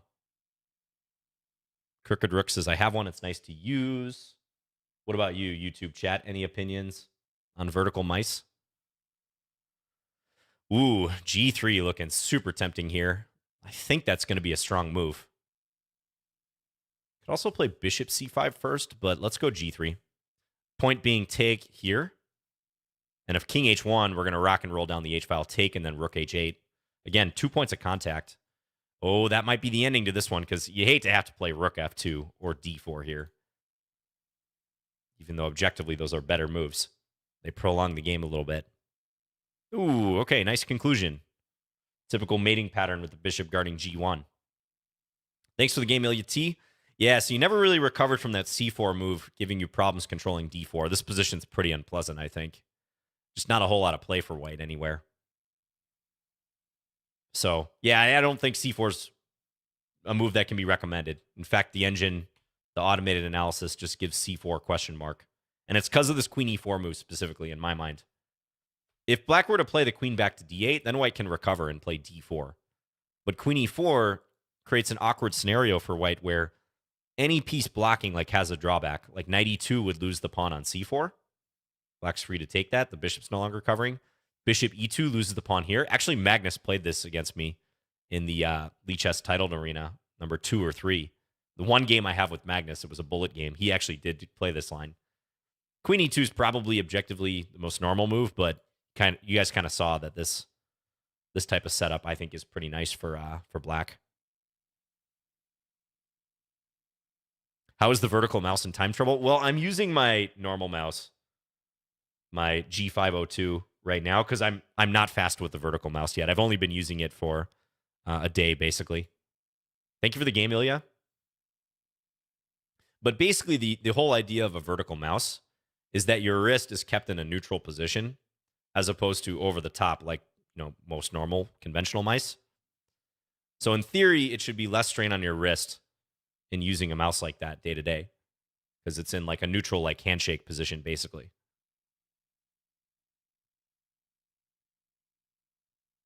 Okay, let's play a normal QGD here. Ooh, transposing to a semi-Slav. Let's play the most aggressive move, bishop g5.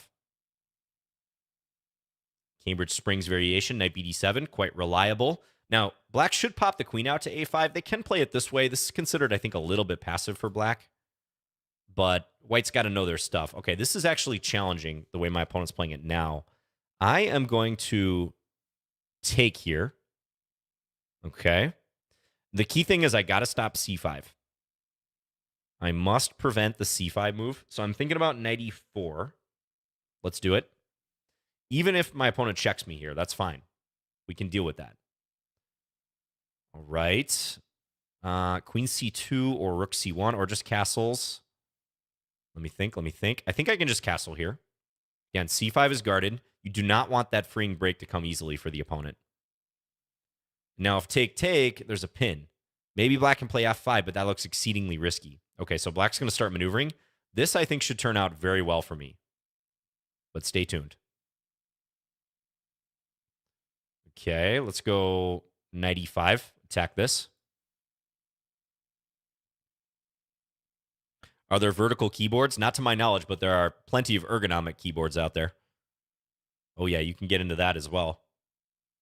I'm not really sold on the vertical mouse concept yet. I'm going to use it. I'm going to use it for at least a week or two and report back. But I'm not at all fast with it. Again, I'm not using that mouse for this because I just was not used to it yet. All right, this is pretty strategic domination here. How about vertical chessboards? Well, the chessboard is vertical depending upon how you look at it. It's also horizontal depending upon how you look at it.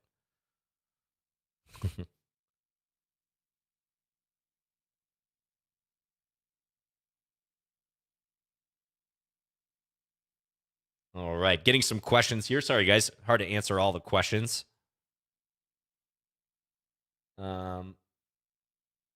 One thing at a time asks, if you could implement one change to chess, what would it be? Thank you for your videos. I actually wouldn't really change a thing in terms of the gameplay of chess itself. I think chess is almost a perfectly designed game. I really do. I wouldn't get rid of stalemate. I wouldn't, change anything with certain more obscure rules like castling or en passant. The strength of the pieces. No, I wouldn't tweak anything. I would maybe tweak some gameplay type thing, or not gameplay, scoring type thing. But even that, I have to think about it. Like the system they're using at the Air Things tournament is actually pretty interesting, right? Like the 3-1-0 scoring, 3 points for a win, 1 point for a draw, 0 for a loss, encouraging fighting chess. City Scout says stalemate is actually a cool rule. I agree. Yeah, stalemate is legit. Ooh, as are forks. You got to keep stalemate. If you get rid of stalemate, that instantly changes a huge portion of endgame theory. And it keeps things interesting to the very end. Now, my knight is so strong, I almost do not want to take this rook. It's one of these scenarios. I legitimately am thinking about not taking it and just playing rook c1. I will win this pawn eventually. That might be massaging the position too much, though, you know? Let's just take. Guess I'll trade as well. This is going to be a little hard to break down. I need to take my time here. Probably I'm going to prep e4 as a break. But I need to guard this pawn first. I can take my time. There's no rush here. Richard's neighbor says, Eric Rosen wouldn't have a career without stalemate. Yeah, Eric would be mortified if they got rid of the stalemate rule.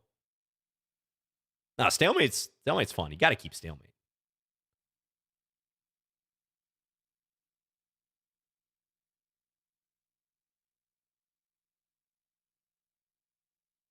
But there is a segment of players who want to get rid of stalemate. I mean, Nigel Short has talked about it for a long time. I think Danny Wrench also said he wants to get rid of stalemate, or that would be the rule he would propose, or that stalemate would be a win for the stronger side. Oh, look at this checkmate! Wow, e5. Black took away the one escape square that they previously had. Actually, on the previous 2 consecutive moves, knight e7, bishop d7, those took away the escape squares. That is a unique. Please mate me. All right.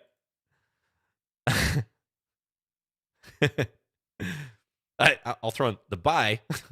I love the autocomplete chat messages here on Lichess. I don't know how to respond to that, so I just said bye. Nice one. So it was a little self-made on Black's part, but I was making progress nonetheless. I was going to start turning my attention to gradually attacking some of these other pawns, maybe throwing an a4 somewhere. So thank you for the game. Oh, hello, John's worst nightmare. I see you down there in the chat. But thanks for the game, Atticus. Yeah, so this is a risky strategy strategically for Black, because again, if you don't get c5 in early in this type of setup, you're suffering. Here, evidently, if you play knight d7, queen b6, there's a chance, but I kind of think things have already gone a bit wrong for Black. But this is a pretty precise scenario, I admit. Like, if I just casually castle, Black can think about c5, and I think there's far fewer problems for Black once this move hits. So thanks again for the game.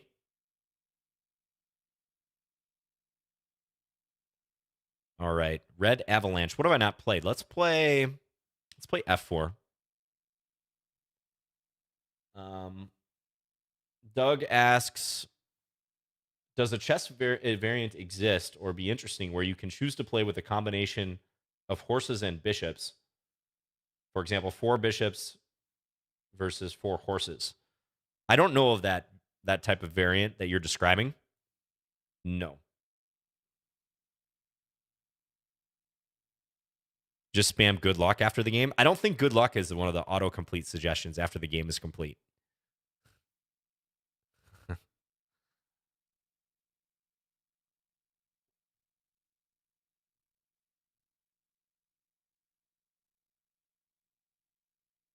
Play Leningrad style. We'll get the bishop here. I played a game with this the other week that did not turn out well for me. So I'll try to... Well, I won the game, but it was not looking good in the middle game. Let's try to improve on that. What's this opening called? This is called the Bird. Bird's opening. F4 on move 1. Named after Henry Bird.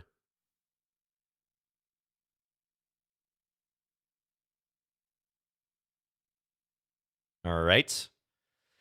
Now, I always wonder if they do some... This is kind of what my opponent did in that aforementioned game. Like d3 check and then knight coming in. It's kind of annoying, you know? I feel like I should play e3 here. I'll do that.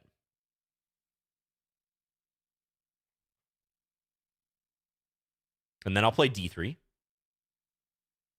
And then I will play a typical bird / Leningrad idea. Queen e1, go for e4, e5 maybe. Thing is, this is not really a huge threat yet. But let's see how my opponent responds. I say it's not a threat because after take, even though e5 will be a threat and I'm hitting the bishop, black can throw in bishop c5 check. So, yeah, like this is not quite winning material for me. However, if I do this, now I will be threatening it. And it seems my opponent is oblivious to the threat. Now, black could go bishop b4 in the future, but I will have c3. So I'm trying to mob black with my pawns here.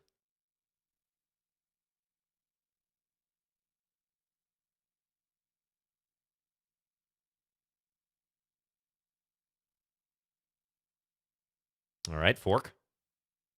This better win material for me because I am seriously behind a development if it doesn't. Knight g4. Okay, take.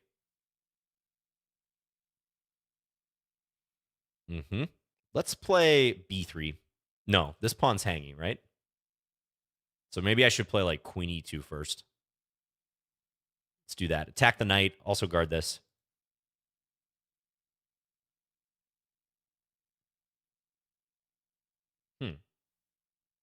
E5. So if f5, they can take.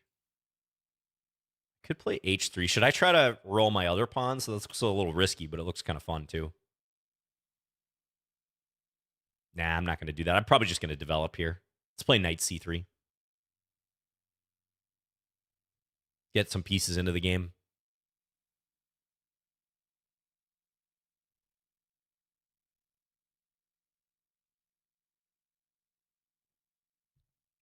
What's going on in the Air Things tournament? Have you guys been following it? Any upsets in the past hour and a half or so since we've been streaming?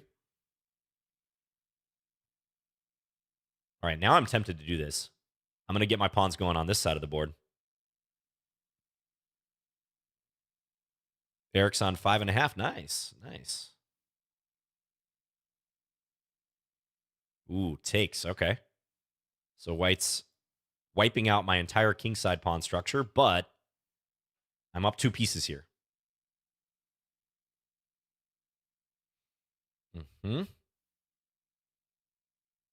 Let's go here. Advance. This bishop's looking a little stranded. A little ways from home. Creative. But is my opponent running out of squares with that piece? Well, there, rook c4, I guess.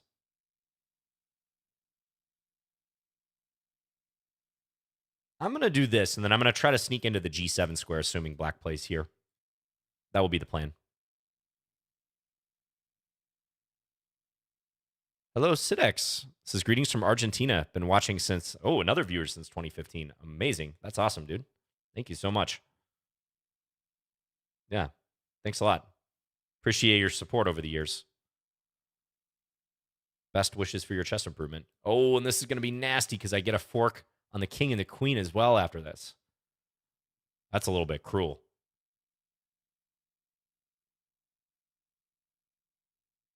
All right. Thank you for the game, Red Avalanche.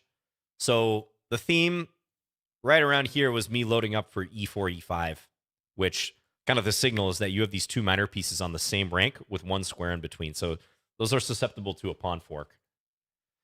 So I think here you should play something like maybe e5. Yeah, e5 is probably fine, actually. Yeah, e5 best move. And I can still go for e4, but I don't think you're losing anything. Take, take. You can always play bishop here, maybe. Oh, also this is interesting too, huh? Looks like some wild piece sack line where you maybe get some compensation.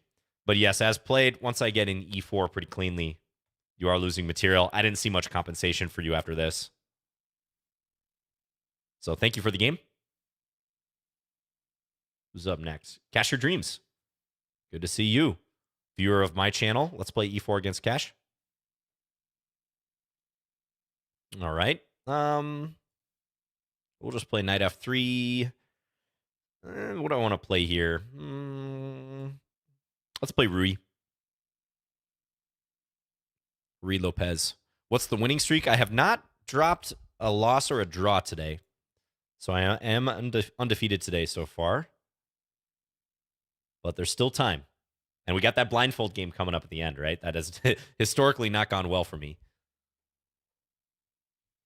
The blindfold game last week was real entertaining because I played a pretty good game as black against maybe like a 1900-ish player. I was totally winning, and I was up on the clock, but they blitzed me out at the end, and I ended up losing. It was painful. All right, this is the open Ruy. Knight takes e4. Kind of an underrated move, I think. You see this every once in a while, especially at the top level, but I don't see too many amateur players playing this. Oh, yeah, my pleasure, Magic Russian. Thank you for the game. That was that Scandi game where you played c4. Good point, Fabe. Good point. Says the height of the chair compared to your table can impact your wrist. Double check if everything's set up correctly. Yeah, very good point. Magnus lost to Prague. Really? Wow. Thank you, YouTube chat, for letting me know about that. I'm going to check that game out. We might have to navigate to that game briefly towards the end here. XCG5, thank you for subbing to the Lichess channel with the Prime. Appreciate it. Wow, Pragnananda. I actually played Prague in a tournament game back in 2017 or 2018. I can't remember. He came and played at in Charlotte, North Carolina. And I played a great game against him. He was an IM looking for GM norms at that point. Didn't have a very good tournament. But I played a really nice strategic game, a game I'm quite proud of, where I kind of squeezed him with the white pieces.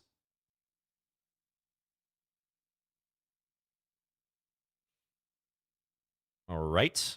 Kind of an odd position here. Knight d4 I'm thinking about. Knight d4 seems kind of interesting, actually. Thinking if I can transfer the knight here, maybe. Knight d4, bishop b7, knight f5, knight takes e5, take, take, queen d5. Probably not working.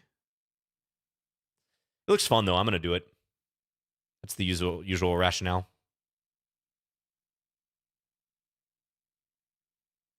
I don't have to sack that pawn either, but I kind of want to.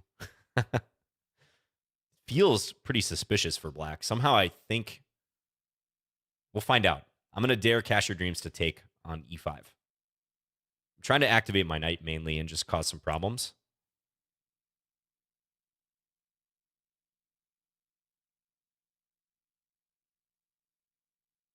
There might be a way to win material. Rookie 1. Again, if I take queen d5 is like the default thing to do, but there's knight c6 then is the issue. And then moves like bishop f4 as well.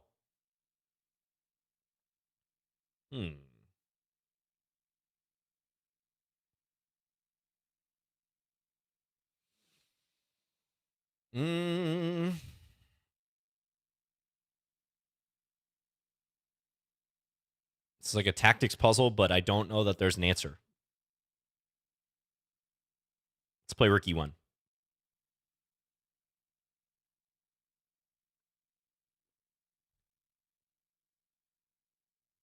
Hey, John, what is the youngest player you played in a tournament? Well, I learned chess at a fairly young age 8. So when I was 10, I was playing tournaments. So I'm sure I played some like 7, 8 year olds at that point. But in recent times, I don't know. I'd have to think about that. It's a good question. Okay, now I think I win a piece by taking b7, taking e7, and then f4. But I think bishop f6 would have held on for Cash Your Dreams. I think if bishop f6 was played, they would have been fine. Now, I'm not going to take with the queen. That would lose this. So we're going to take with the pawn.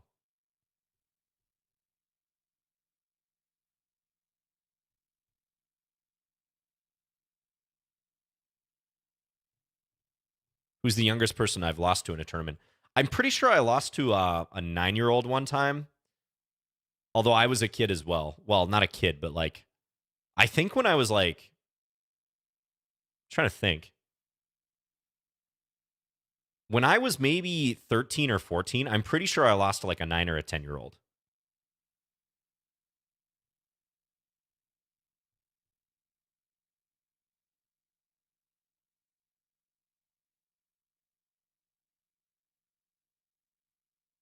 Okay, Cash Your Dreams, thank you for the game. Let's check that little tactic right away here. I think you were fine.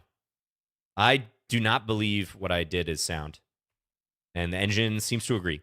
So the reason someone was asking why doesn't this work is because black has knight c6 at the end.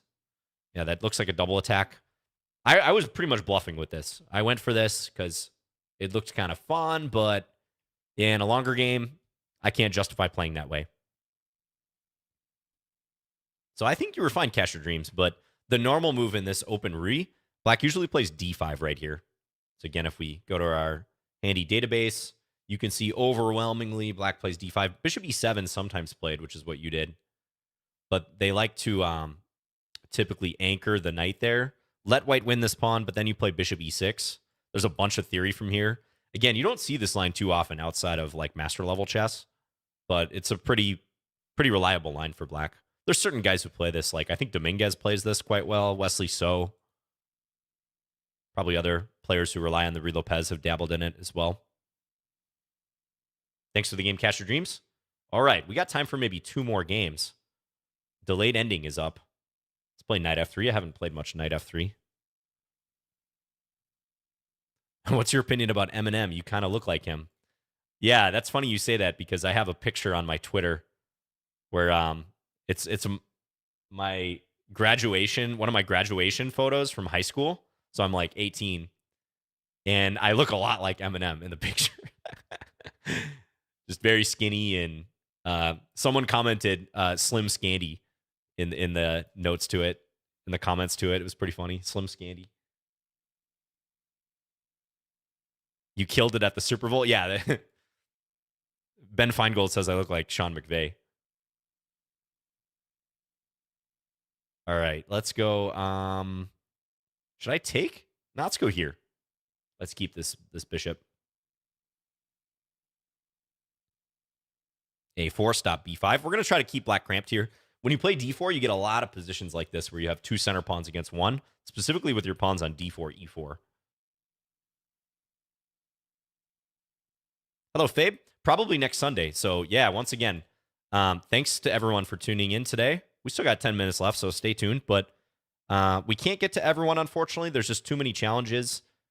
I try to keep things moving pretty quickly. But thanks, everyone, for challenging. And if you do send a challenge, at some point you will get a game. It's the law of large numbers. Send enough challenges and enough Lichess Play streams, you're going to get it.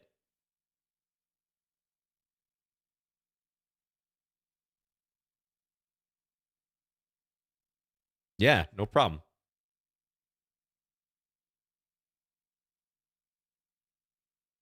F5, interesting move. Kind of like that move. I think that's a good idea for black. It demands some sort of precise reply, which I don't know what that is. Maybe queen d2, although it feels a little weird. I'm going to try it. Stops f4. Now, Maybe black will really go all in here with g5. That would be interesting. Creating the inverted bathtub. We'll see.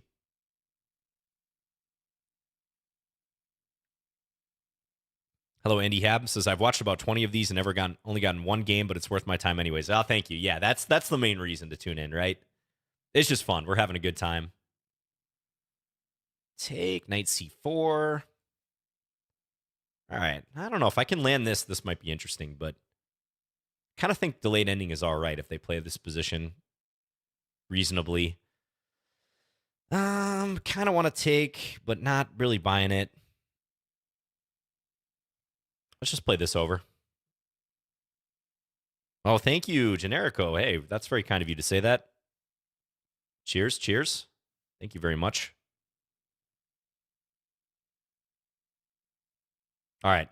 I might just dabble with this. Queen e4, queen h7. Ooh, breaking in the center. That seems dangerous. I don't like that for black. Let me think. I could go here. Could go knight d5. That's another consideration. Knight d5 probably wins at minimum a pawn. Queen e4 looks highly unpleasant, though, for black. Win a pawn or highly unpleasant? Let's go queen e4. I mean, I think they're both pretty good, but let's go for the attacking one. Yeah, rook fe1, probably decent, too, although that could lead to some trades on takes on d4. So I want to keep queens on board. Because I'm thinking this bishop on b1 may make an appearance here, too, after I deliver the check on it on h7.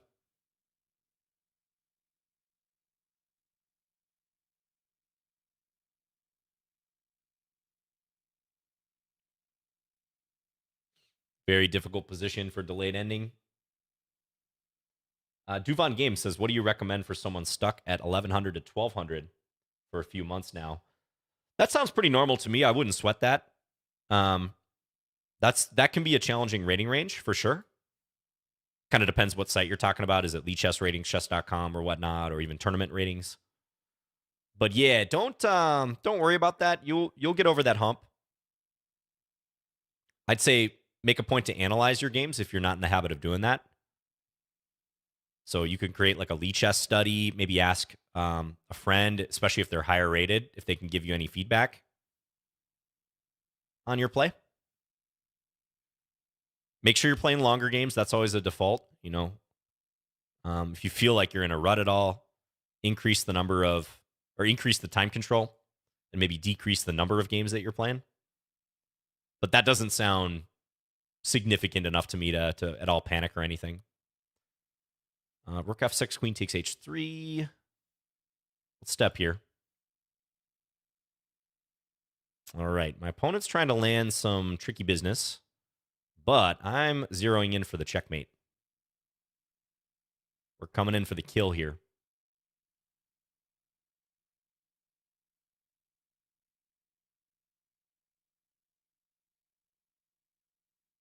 Check here.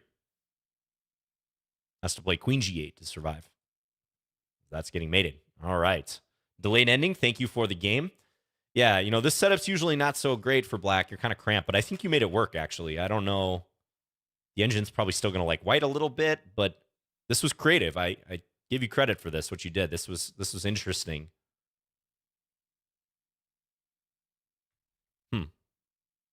Bishop d6, bishop b4. Yeah, I guess white's still quite a bit better, but it definitely didn't seem like plus 3.5 in the game. You know, it's one of these typical, in our human eyes, exaggerated computer evaluations. Probably the big problem, though, is what happened in the game. Like this is ostensibly a weak diagonal for you, so you do have to be very careful about that. But thank you for the game. All right, you guys know what time it is. Let me go into my preferences. This is always difficult. Blindfold chess. Here we go. Last game of the session. Once again, thank you, everyone, for tuning in to Lichess Plays. We're playing the final game here. We'll see who we get. It will be a blindfold game. Esches. Hey, I know Esches. Okay. Let's go d4. And you guys can't see the pieces, I know, nor can I. If you want to follow the game, feel free to follow me on Lichess. We're going to do our best here. Let's play an exchange Slav. Keep the structure stable in a bid to keep the position stable in our head. Quick bishop f5. I think I want to go queen b3 against that, so let's do it. Boring exchange Slav. I know it can be a little boring, right? Oh, this is rated too. My rating is up for grabs. Oh, I got pray G's in the chat for me, please. Yeah, thank you, Duvan Games. Thank you very much. Thanks to YouTube and Twitch for today. I'm making my opponent think this is good. I need to bank my time for those awkward moments when the time scramble begins and I can't visualize where all the pieces are. Blindfold blitz. So I'm hitting b7. Also, there's an issue on d5, and I think S just knows that. So, ooh, queen d7. Now, I think I should play e4 here, if I'm not mistaken. Could also think about knight e5, but I'm going to go with the most aggressive move. We are going with the potential killer here. Pawn takes. Now, bishop e5 or knight e5. I think I want to go bishop e5, which pins the queen to the king. And on knight c6, I'm playing knight e5. We're jumping in like that. Big time problems on these squares for black. All right, now this is easier for me to visualize because I've seen this exact position before. I've played this exact position before, I'm pretty sure. But things can get messy, which is always, a potential issue. But this is winning for white. Plays queen c7. All right, so I can take f7 here. Just thinking how I want to do this. Queen takes, probably. Yeah, let's take here. Force king d8. And now bishop f4, perhaps?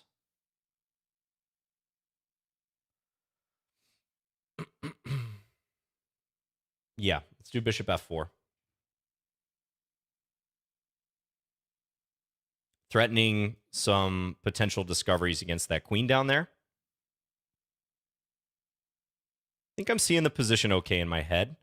Now, pawn takes or bishop takes? Probably bishop takes. Pawn takes also looks good. Wait a minute. Bishop takes, and then where's the queen going to go? Nah, let's take with the pawn. Prepares rook d1. Bishop takes, I was thinking bishop takes f6 after that, but I think this is the better way to go. Yeah, there's issues here and here too. So I think that's pretty crushing. Probably both moves were good though. But let's open the file. Because if the knight moves to certain squares, it's just mate on e8. It's the big time issue for my opponent.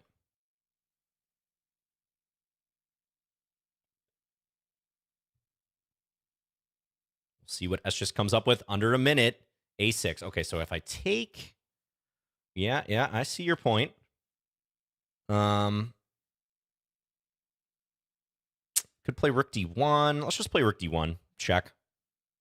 See how S just blocks.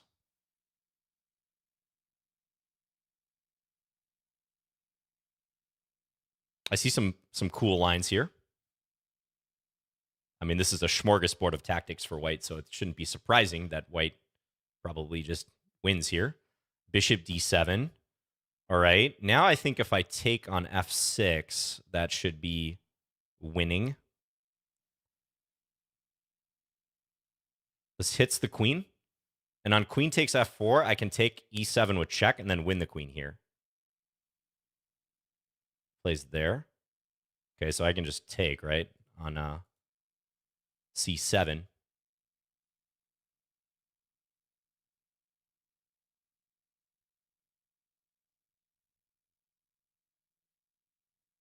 And then take e7. Winning position. Okay, bishop c6.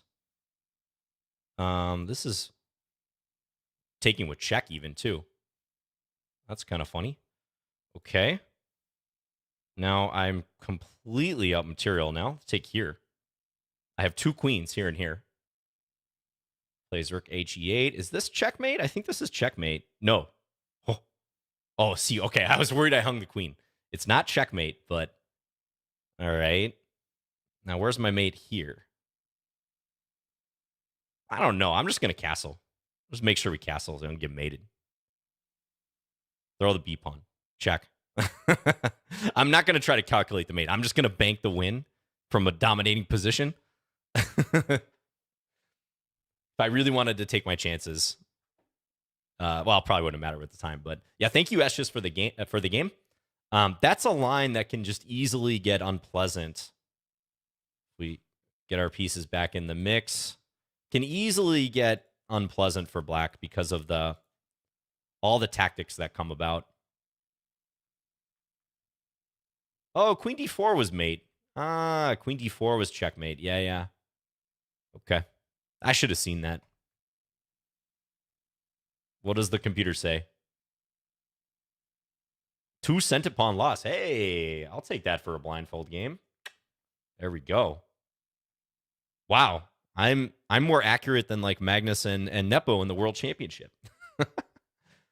But as I said, this is a line I've seen before and studied before. So queen d7. This is the problem with moving the bishop out early in these exchange Slav positions, is that the queen b3 move can be pretty vicious. And these tactics, also vicious. Hit this. I was describing all the problems that black has here. If queen here, I probably take at minimum, and then something's going to hang on c6 at the end. Let's just see if there's anything. No, I think this is all pretty good. I mean, I was debating bishop takes or pawn takes. I think they're both good. But yeah, I'm pretty satisfied with this. I saw if black takes here, I have this check and then win here. Also, I guess there's just mate in 2. That kind of makes that a moot point, but all right. Yeah. Faster ways to win, evidently, on a couple occasions, but not bad at all. Wish I would have seen the mate at the end, but can't win them all.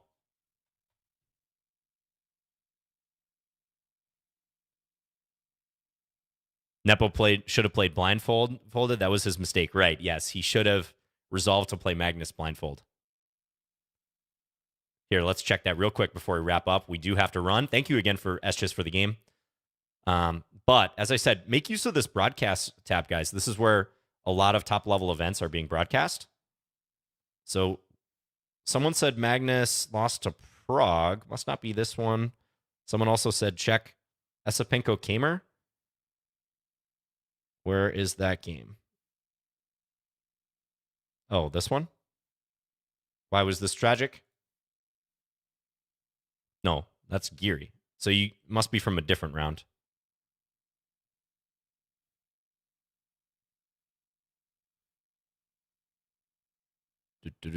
Sorry, I'm trying to figure out how to navigate this.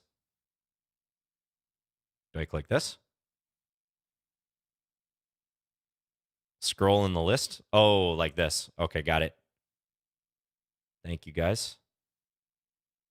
Magnus playing Kamer. Magnus versus Hans. Oh, so this is the Progdananda game. Prague taking down the world champion. Look at that. Wow. That's a big result for that young man. Congratulations to Prague.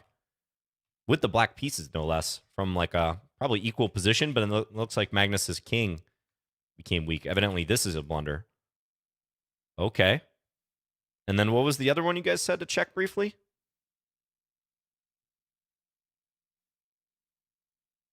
Sorry, I'm just getting used to the scroll function. Esipenko came. Oh, rook and bishop versus rook. Yeah, famous theoretical drawn ending, but a difficult one to defend sometimes. Looks like Kamer lost this. Yeah, what was the blunder? What a luxury to just be able to scroll through and see, oh, yeah, he blundered right here. King b8, losing move. Yeah, tough ending. Tough ending. He allowed bishop c6, which was fatal.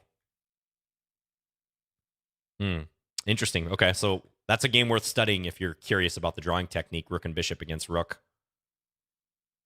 So, yeah, do watch these games. And thanks again, as always, for joining Lichess Plays today. Thanks to everyone who challenged, whether you got a game or not. I appreciate all you. Have a good rest of your Sunday. Good start to your week. And I will likely be back next Sunday. Thank you, No Joke Chess, for modding today. We are going to raid Murcia Talu. So you guys all take care. Enjoy. Bye.